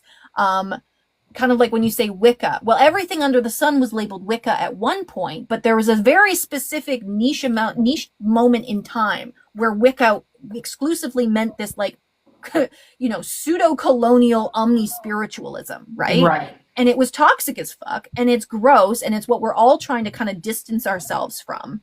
And I feel like that goes back into the 70s whenever like the It Aquarian does, era yeah. started. It harkens back to the 70s with the guru movement and all of that kind of stuff as well. And I think we're And at it this goes point we're on. seeing kind of a resurgence, and it's because of accountability, which is not a bad thing. You can have something bad come out of a good thing, and I think accountability has turned into policing, which has turned into purity culture. And witchcraft is not the place for purity culture. For certain. Yeah. Well, and another thing, I lived through Z Budapest and all of them. And actually living in Santa Cruz is where all that came from. The whole Z Budapest was there, Sage Woman magazine, the Dianics, all of that stuff. And, they always preach this thing about a woman, they want to have a woman's only space. Yep. It's a safe space. And it's like, you know what? When I grew up, all of my friends were women all the way through high school. I never liked dudes. I didn't really worship a god, several goddesses. And eventually I just added a god because it seemed like I should have that balance. So, okay, I'll fucking throw Carnunos in there. I'll throw him a bone, whatever. Hey. But anybody that says that a woman's only space is a safe space doesn't know any fucking women. Y'all are catty motherfuckers when you want to be. And it's like, and Marta knew that too. It's like, if they can't attack your looks, they're going to attack your intelligence. And then that doesn't work for her either because she's smart as a fucking whip. So she dealt with that all the time. And people would, come and I remember there was this one woman in our tradition. She was, she was really good looking. And another woman came to me and she's like, well, I don't think she should be here because she's really shallow. And all she cares about is, hair and makeup and clothes and stuff like that. And I said, well, okay, I hear you. And I do see that within her. But when she talks witchcraft, she's fucking right on. Yeah, And she that knows her woman you're shit. talking about is not shallow at all. And I actually No. disagree with you to some extent because you think Okay. she's kind of ditzy at times. I don't think she's ever ditzy. She's really smart in every way, in my experience. Okay. So, Well- just saying. I mean, she, gave off a ditzy air, but then she was my student teacher for a while. And when you put her in that fucking seat, she was fucking teaching that shit. Yeah, she was owning great. that shit. And the woman that came to me with that problem, sorry, y'all, she was rather large and not good looking. And that was her issue with the other one. She tried to like frame it with all this spiritual. She's not really spiritual. All she cares about is all this shallow shit. And I was going, well, I do see that, but when she's talking witchcraft, she's fucking right on, knows her shit, fucking hits the mark every fucking time. So, She was uncomfortable looking in the mirror. Did she do her shadow work? yeah, it was that kind of thing. And you know, I've known so many women. They're all of my friends, and like people's boyfriends wanted to beat me up in high school because they assumed that I was sleeping with their girlfriends. And you know, if I wasn't as stupid as I was, I probably would have been. But I didn't get it until my late 20s. I didn't recognize the signs. Women would give me this look like they wanted to kill me. I thought, God, she hates me. It's like, no, that look meant she wanted to fuck you, man. She wanted to fuck you, and I did not know. But I got in a couple of fights with boyfriends of my friends because they thought I was sleeping with everybody. And back then I wouldn't sleep with anybody. Because you're comfortable and everybody knows you're spoken for, you are married. But like, yeah, there have been women on this app that I've seen in here try to like be flirtatious with you, and I'm like, oh my goodness, like I get scared for them. Well, yeah, we had that one time. These two women, like this one woman was like totally flirting with me, and then all of a sudden, she changes her camera angle so I can see her crossing her legs and stuff. And then the other woman flirting with me, she does the same fucking thing, and they start having a competition with who can flirt with me more, and I'm just like, oh god, That's so gross. It was. I haven't seen either one of them in a while, maybe because they heard me say just what I said right then. I did say it. I was like, oh no, you got the wrong one. But I think Sarah was kind of on a roll there. I don't know if I cut you off or anything. I don't know. I was talking about how purity culture doesn't fit into anything about witchcraft, occultism, maybe a bit of esotericism if you go far enough back when you have like alchemy and stuff like that. That ultimately has the underlying message of purity to it. But again, like within modern occult spaces, this idea of all virtuous, all pure, saint-like person is not realistic. Nobody can maintain that. That's not, like, as a human being, sure, there's going to be days where I'm an ass. I am fully capable of being an unmitigating asshole. But that shouldn't like count me out as a human being or devalue me as a human being simply because, circumstances created, whatever attitude I had that day. And I think that because the internet is one of those, like the internet lasts forever. I still see screenshots from 6 fucking years ago. 6 years ago. I still see screenshots of like, well, so-and-so said this. I don't care. I don't care enough. Even if it was, and there was one instance where somebody was trying to get me to, I don't know, throw off somebody who had been a friend to me.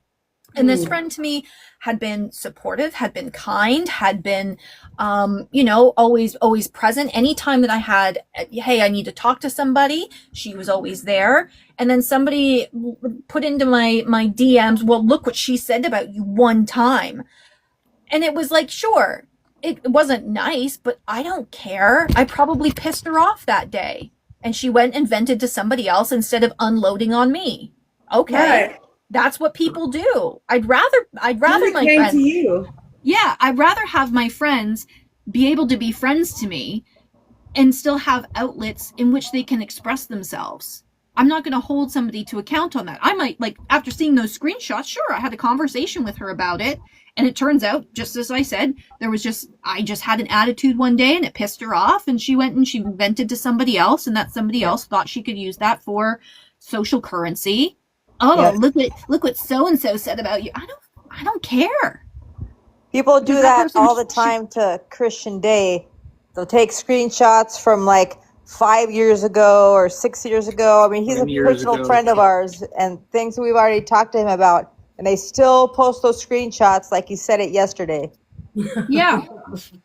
Yeah. And it also, it it's so harmful in the long run to do stuff like that, like screenshots Yeah. from 6 years ago. I'm not the person I was 6 years ago. I don't know who is. If you are still the same person you were 6 years ago, get help. You know, like Yeah. that's No some arrested evolution. development right there. There's That always the stagnancy ability. is more harmful than anything else. Stagnation instead of evolving. Exactly. Yeah. So really quick, because Sorry. I got a fight going on in the chat over here. That person that said that I just gave them ammunition, it's like, does it look like I give a fuck? I teach magical warfare. I teach magical warfare, feeding on your enemies. The more I can get them to talk about me, hate on me, spend time on me, I'm eating that all the way to the bank. And that could be you too. You get over there to gumroad.com/Rick The up shameless here in the plug. link tree, and that could be you too. Magical warfare, feeding on your enemies, most popular class on TikTok, all the way back through the pandemic. You can do that too. All you got to do is cast that spell and then piss some motherfuckers off. Okay, sorry. Go ahead. Well, and here's the thing. When it comes to social media, and I am in the same line as you of like, I don't give a fuck. Like ultimately. Yeah. And the crazy Where's part your is like, sovereignty, you know, worrying like well, who this cares? You know what I mean? this isn't real. This isn't my real life. I mean, sure, it's an element of something that I enjoy doing. It's a wonderful hobby, and I've made some excellent connections. I've been able to teach in a way that I never thought I'd be able to, which has been fantastic, and I love it. But ultimately, if I turn off my phone, it's gone. You know, As so it why would should. As yeah? it So should be. why would I care that somebody who doesn't like me, that I will never meet, that has talked more about me than ever to me, why would their opinion have any kind of bearing on my existence? It doesn't. And let's You be tell honest. the world who you are. Yeah, I spoke at the top of my joining this live about, you know, what I went through. The worst has already happened to me. I survived it. I've done it. You want to do it Right. again? Okay. But, you know, like that's the part that gets me. Is like I've had real world consequences to my presence on social media that were very, very harmful. And yeah, it was scary. And yeah, it made me feel like crap. But I survived it just fine. And let's be honest, that's the worst it gets. Yeah. You And know? that's the thing, they're going to do it regardless. Whether it's you giving them ammunition or the next guy giving them ammunition, they're going to do it regardless. So why police what other people, you're trying to police other people walking in their own sovereignty. They're spinning on a hamster wheel. It's the same people over and over for all the years that we've been on here. Oh yeah, Just no, I another think cog in I've the wheel. spoken at length about the witch talk wheel, the cycle that's created. Next up, we're gonna get the apology tour, and then we get the Peace. witch talk trials, right, where everybody has to get up on a live stream and confess their sins and prostrate themselves before the community for You forgiveness. skip Well, the peace lives. yeah, Serafina. that's what it is. It's those. Oh, it's The time for peace peace talks. Yes. A grip. Well, and actually, you know, we've done that over here. We had a guy that was allegedly hitting on an underage girl, and he was a friend of Sebastian. So they were saying Sebastian was a pedo supporter, and Jesus Christ. so I got all of the fucking screenshots and I saw it. And this guy's in the UK, and he's talking to a 17-year-old, and the age of consent is 16 in the UK. So we got him up in the live, you know, and Judge Birch. Judge Birch gave his ruling. I said, okay, so while we cannot say that what you did was a crime, you're 30-something years old. She's 17. What you did was at least drastically inappropriate. Prosecutor Ursa and gave him a new asshole. And the ladies ripped him a new asshole. But over there on the 5, they were saying, "Oh, they patted him on the back, and they supported him. They were That's not what they were happened. encouraging him to do that." It's like that didn't. That's vile. That's That did not happen. I was there. It did not happen. And I also said, like, she clearly had daddy issues in the text that I was looking at, and literally wanted to call him daddy while they did it and stuff like that. So look, the fact that you're 30 something and she had daddy issues was not a green light.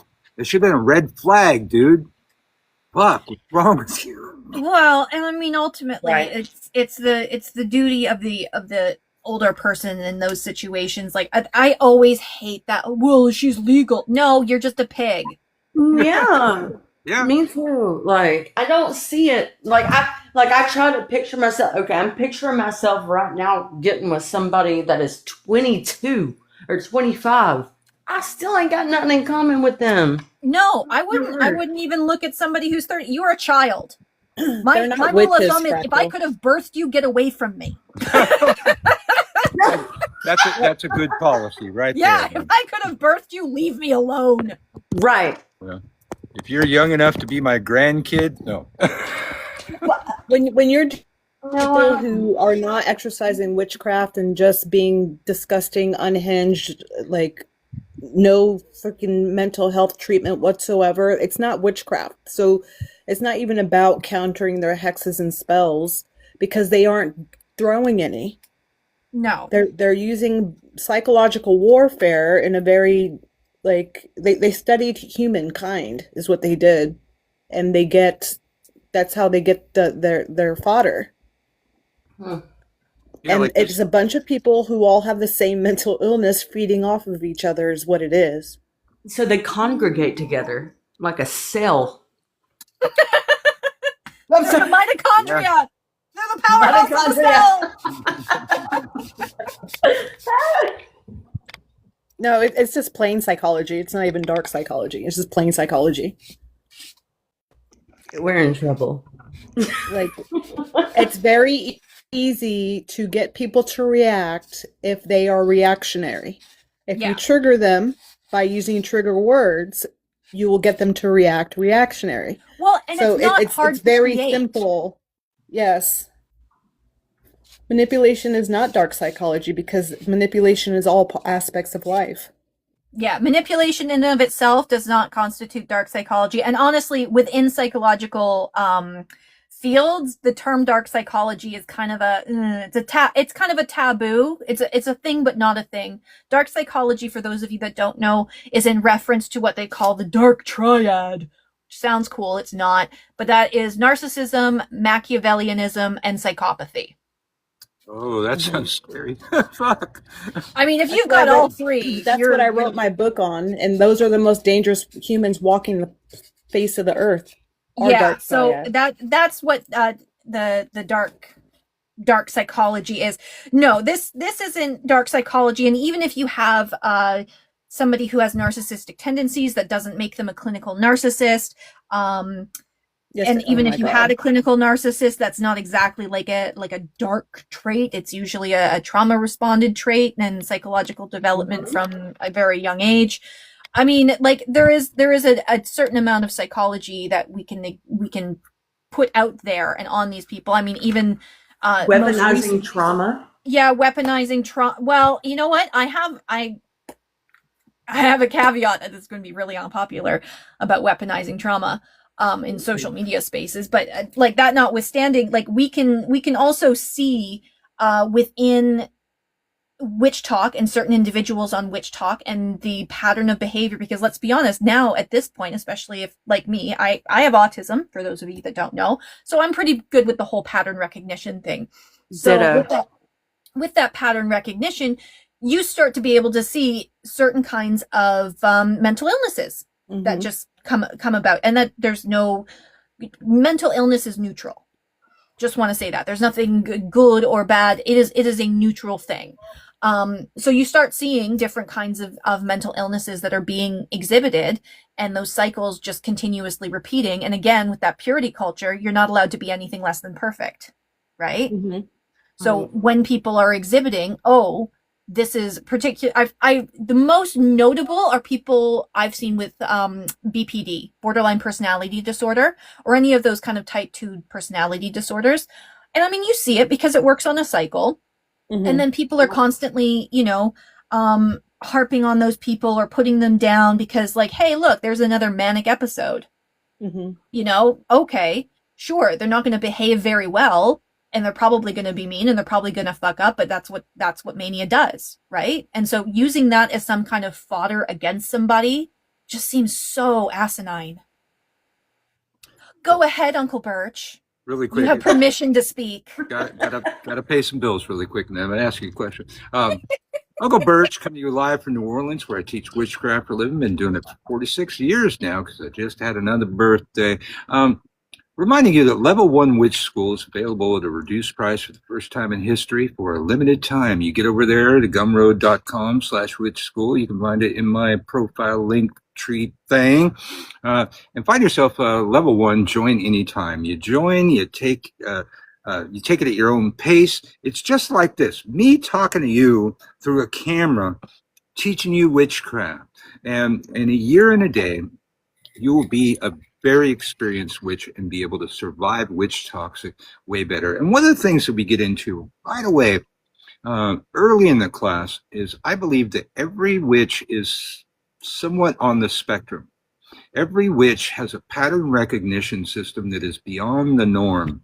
And we ask you to figure out what yours is. Like over here, Aunt Marta's, I would say, is language, linguistics, everything about language, math, and now astrology. She's really into astrology these days. So, Sarah, what would you say your main pattern recognition skill is?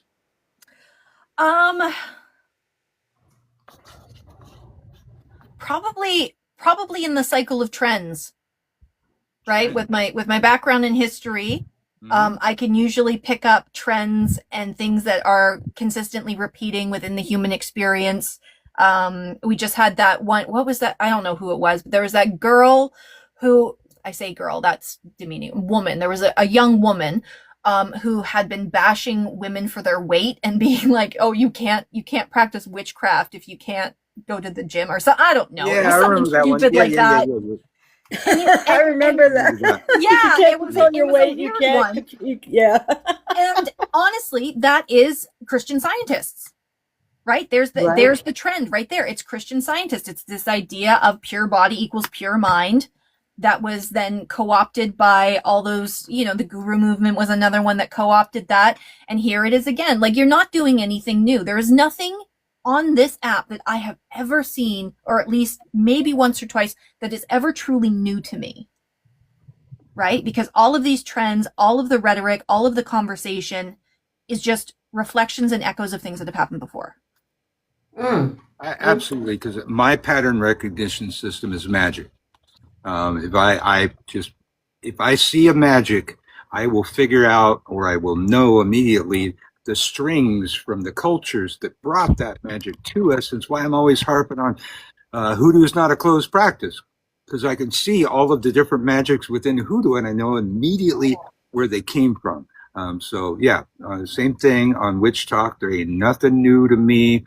I recognize it immediately, and the bullshit that fueled it. Well, that was my Molotov back on New Year's that I threw at Witch Talk just because I was bored. About the candle spells. Oh, I loved that. I loved that. That was delicious.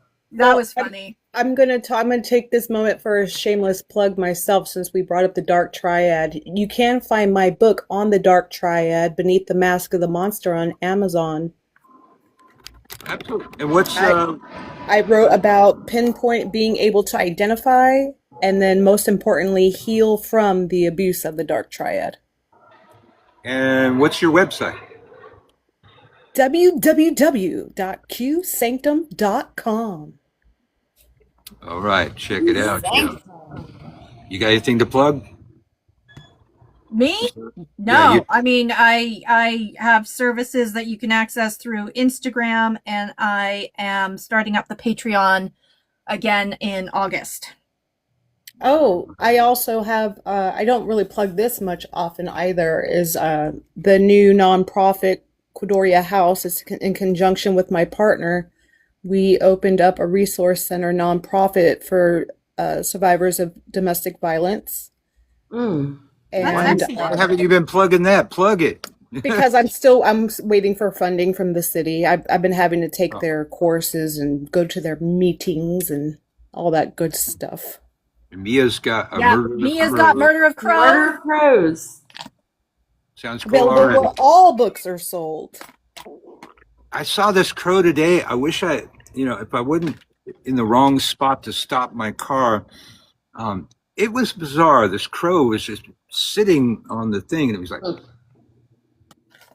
that. It was just like frozen. I don't know if it was like a crow ritual. He was looking at the sun. I don't know if it was doing a ritual or something. It was alive. I could see that, but he just like frozen like that. But I couldn't get. I should have just stopped my car and gotten video of that. It was weird. Oh, I did want to mention Spirit Witch is also I reached out to her about the oh my goodness, words fail me.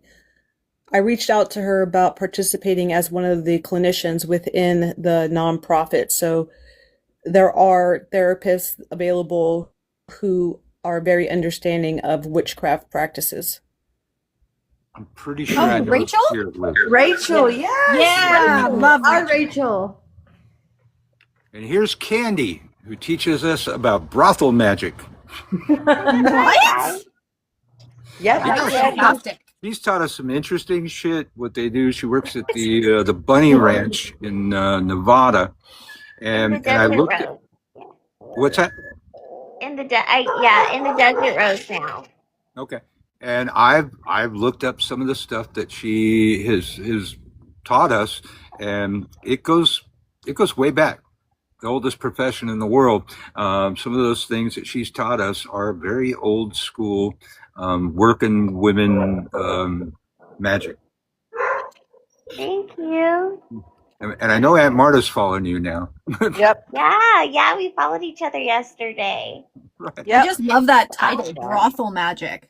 That's fantastic. Yep. Yes. Right?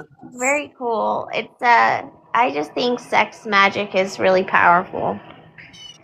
Oh yeah. So yeah, I would say it's the most powerful magic. Even if you're doing it alone. yeah, exactly. Who was it? There was an artist recently. I was watching the news, and she said when she uses like her vibrator or whatever, she like manifests at the same time. She'll say her affirmations or something. Which is basically the whole idea of it, like. Yeah. I mean, sure. And when Why you not? enchant something, Absolutely. you can. Well, I think like the first one I saw, and I brought it up in a box to ask questions about it because she and some of the other girls in the brothel were doing this ritual. I believe it was under the full moon, where they peed in cups and then poured the pee out By front the of gate. brothel. And I asked her about it. She was talking about, will you tell us how that works? So basically, you put it out you put your pee outside of, like, we do it at the brothel, but I mean, I'm sure you could do it at like your store or a place of business or something. So you're basically calling in and attracting, with your pheromones, you're calling in and attracting your people that need your healing and your you know what I mean? So yeah, so I mean, sure, why not? I don't mean to interrupt, but I've actually got to get out of here. I've got some stuff to do this afternoon, but thank you everyone for having me on and hanging out. Serafima, stay Thanks for blessed. coming. We're here all week. Stop on by again, man. It was great having you. Awesome. You guys have a good one. Take care. Okay. I also have to go. I have to go cook dinner. Have a great day, everyone. All right. have a good A day. few more minutes. Uncle Bert's coming to you live from New Orleans. You never know what's going to happen over here. So if you're not following, you should probably follow and hit the little bell thing so you know when I go live. Have you seen the Netflix show? I think it's called Sex, Magic, and Yes. okay. So there's a Netflix documentary about this couple, and it was the biggest heist from the Circus in history. They stole like over $3 million from the Circus. And it's so cool because before they did it, they were doing all this sex magic together for like months. And then they ended up like being able to steal like millions of dollars. I mean, you What's it know. called? One Sex warning. magic? I almost want to restart my Netflix. I don't have it Yeah. right now. It's just so called good. sex magic? It's called. Okay, you have to look up. This is how I do it. I look up Circus Heist Netflix documentary, Okay. and I can't remember. I think it's called Heist. I think that's the name of the Okay. documentary. I'll look it up. Oh, it's so good. We don't have Netflix right now, but that almost makes me want to start it up again. Yeah, you would like it. You know, it just rained again. It's like they keep every day. I'm driving around. They tell me we're going to be bone dry for a week here, man. I think Trump broke the NOAA. I don't think they know. Oh, it smells so good, and it's cooled off like 5 degrees. Oh, beautiful. Sorry. It does. It's really. I don't know. My room is comfortable right now. So it seems like during the day it's like just cooling off and being kind of nice. I'm sure you got air conditioning over there, right? Yeah, we have a little bit. It's a really, really super old building, so it's not like state of the art. Well, over where Sebastian is, they're just talking about, people are just starting to get air conditioners over there. No Because shit. they got this crazy fucking heat wave, and it's just like unheard of. Wow. So it's spicy as hell over there. I saw a video of these people like fighting in the store trying to get air conditioners in the UK. It was like those Black Friday videos that we get at Walmart and shit. I don't know if it's Walmart. But, the Black Friday videos where everybody's fighting over stuff. Oh yeah, Wally World, Black Friday. Yeah. Leonis in winter. Well, I hope you don't have a summer like we're getting over here these days. But yeah, keep taking funds from the EPA, and keep your drill, baby, drill. Keep calling climate change a hoax. Yeah, it'll be fine. And so, really quick, so apparently Trump had his White House Correspondents' Dinner last night, and he told a few jokes, and the internet, being what the internet is, looked up the jokes. He stole all the jokes from other people, and some of them were like 10 years old on fucking Twitter. He didn't write a goddamn thing. Of course. Ugh. I wasn't shocked, And then he announced that he's running for a fourth term Fourth term. because he assumes that he won, 2020. So that would make the next one a fourth term. Yeah. So 2016, 2020, 2024, and now 2028. That's crazy. He is the most un-American president we've ever had. Like, nobody would ever even think about running for an extra term because Yeah. everybody knows that it's in the Constitution. That's the law of the land, and that's how our country works. He Yeah. just, I don't know. Don't even get me Right. started. I feel like they're using ICE. Can I say that? Is that a word we can say now? They're using that, and they already got people planted in, so martial law will be invoked. Yep. Yeah. And That's what's going to happen. Stephen Miller was saying that, if we allow socialism to take over, they're going to control the media and abolish free speech. And it's like, excuse me? And, take over private businesses. It's like, that already happened. They're doing it now. They're calling that communism. Trump has literally taken over businesses and made them state businesses, is controlling the media, is threatening the media, is taking away the First Amendment. And let's not even talk about Project 2025, the Christian nationalism takeover of our country. which is one of the reasons that I'm offering Level 1 Witch School. Join anytime at a reduced rate, because I recognize that it's my country's fault that your prices are high. And we have allowed Christian nationalism to take over our government. If we don't stop it, it will take over yours. So it behooves me to have more well-trained witches out here to help me fight this crap. So get over there to gumroad.com/witch school and look for Level 1 Witch School. Join anytime. And I haven't done this one yet. I got to pay them bills. Check me out at hexfest.com. Hexfest is a in-person festival here in New Orleans, August 7th through the 9th, where I have been booked since 2019. And of course, I'll be teaching a little bit of magical warfare. So check that out. Get your tickets. I know Silver Raven Wolf's going to be there, but I haven't really looked at who else is going to be there. All right, back to the panel. See, this is like serious rain. Back to the kills. I can hear it. Yeah, no chance of rain today at all, they said. Didn't they say that yesterday too?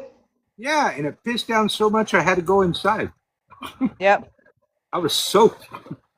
Yep. You know, our it's still raining weather's the on same Saturday, way and over it here. was on Our weather's the same way over here. It will say one thing and it will do completely opposite. Yeah. Because there's no more money going into that. And ever since, well, there's CERN, there's HAARP, there's other things that I don't know what I can say. I already got one restriction. So I got to be careful. Vanguard Demon, well, witchcraft is political since its inception. It's a way for the peasant class to get justice over the ruling class. However, when I bitch about Trump, it's not politics. It's a war for common human decency and the rule of law. And thank you for coming. And all you people that just followed, thank you for following. It'd be a good idea to hit the little bell notification thing in my profile so you know when I go live, because we are finishing our 7th week of live every fucking day around 2 o'clock Central U.S. time. We are doing both, as I just stated. The oldest book on witchcraft that we have from the perspective of witches is Aradia Gospel of the Witches, where they called upon Diana to send her daughter down to free them from the slavery of the Catholic Church. Witchcraft has always been political. And that's why the patriarchy persecuted witches to stamp them down and not have them oppose them anymore. Keys of Solomon is the roots of ceremonial magic, although witches borrow heavily from that text, absolutely.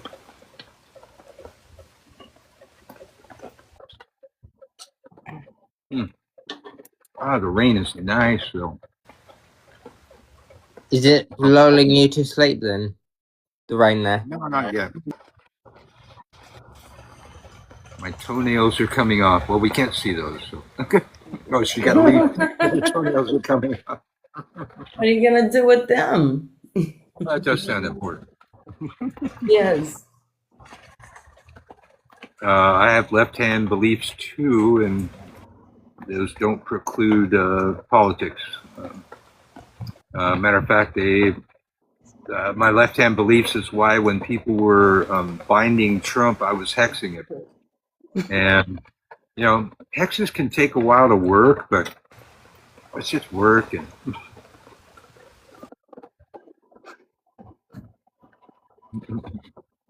yeah, fix your toenails. Yeah, I got it. I've made my Trump can. It's got all the garbage juice. Have that. I feed it. That's a good idea. He loves garbage juice. Vanguard, everything we have in our society that's good is socialism. Social security, the fact that the police show up and you don't have to pay a bill, the fire department shows up, you don't have to pay a bill. While they might have brainwashed a lot of people, socialism is the idea that the money we pay into the system should be used to take care of the people who paid the money into the system. So you can go boogeyman all you want and accept the boogeyman that they gave you. Capitalism is not fucking working for anybody except the fucking ultra wealthy. Period. Hillary, how are you? I don't think you can be a witch and vote for Republican, mate. Me I'm neither. sorry. Absolutely. Vanguard, I'm sorry, that's the contradiction. Hey, Hillary, how are you? I am in the shower, but I'm trying not to press any accidental wrong buttons. I'm gonna just set the phone back down over there and not touch any buttons. But I got a message from Sebastian, so I want to come in and check you guys out and say hello and send love. Mwah. I hope everybody's doing awesome. Right on. Well, Merry send me, Magical. Monday's coming up. Send me some more audition. I've got it on my calendar next to my computer. Vanguard, have you not seen that video of where it says that they was it Steve Miller or who's the one that said it? But that one of them had said there's a clip of one of them saying that the goal of the Republican Party is to have more government and less power to the people.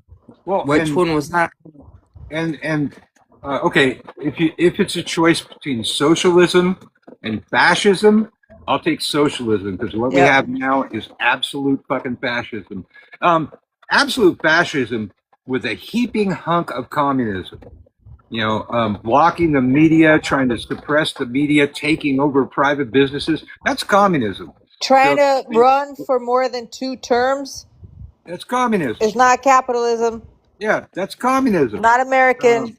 So That's also against your own constitution. So what we have right now is fascist communism. So keep voting Republican. I don't give a fuck. That's also very much illegal according to your constitution. The 22nd Amendment says you can't. Absolutely. Exactly. And all he's done is, finger the fucking Constitution the entire time. Freedom of the press, freedom of speech, Fourth Amendment, keep on fucking going. We have fascistic communism right now. The taking over of private businesses, which he's been fucking doing. Remember NVIDIA? NVIDIA, y'all? He owns a chunk of it. The government owns a chunk of NVIDIA now. So you can have your boogeymen. The boogeymen are in the house. Yep. They're running the house. Yep. During the first term, I was working for a private business, and that business got shut down whenever he got reelected. Well, people keep talking about... about... I'd call you the divided states. You're no longer united. Countless times Republicans have told me that, Biden closed down my business. Biden lost me my job. It's like, no, bitch. COVID happened under Trump. Biden made my kids not go to school. No, Trump did that. That was under Trump. By the time we got Biden, we had a vaccine, and they rushed that shit out. Under Biden, businesses opened, your jobs got back, kids went back to school. Fucking pay goddamn attention, people. During Biden, there was a fungus that came over from China that was supposed to take us out again. Absolutely. Well, somebody was just saying on the radio today, what about the $5 gas under Biden? Yeah, in the 2 weeks after Russia invaded Ukraine, yeah, and then Biden fixed it. He sold off our fucking our reserve stock of oil, and while the price was high, and then when the price went down, he bought oil and resupplied our reserves. That's fucking capitalism. Buy low, sell high. Wait, mate, Vanguard, stay with Trump fellas. We are one prego side chick away from ending child support laws. Wow. I'm frankly, if you're still a Trump supporter, you're a fucking dumbass from hell. Period. Full stop. If you're not fucking paying attention, then you're fucking stupid. Okay? There's no hope for them. This is communist, fascistic communism. But it's America, and he's gonna make us rich. We're gonna get all our money back and then some because he's taking us to the future. Because he's going for my Doge check. Yeah. Obama. How are those Trump phones, everyone? How was those Trump phones? Yeah, Obama was the best president we ever had.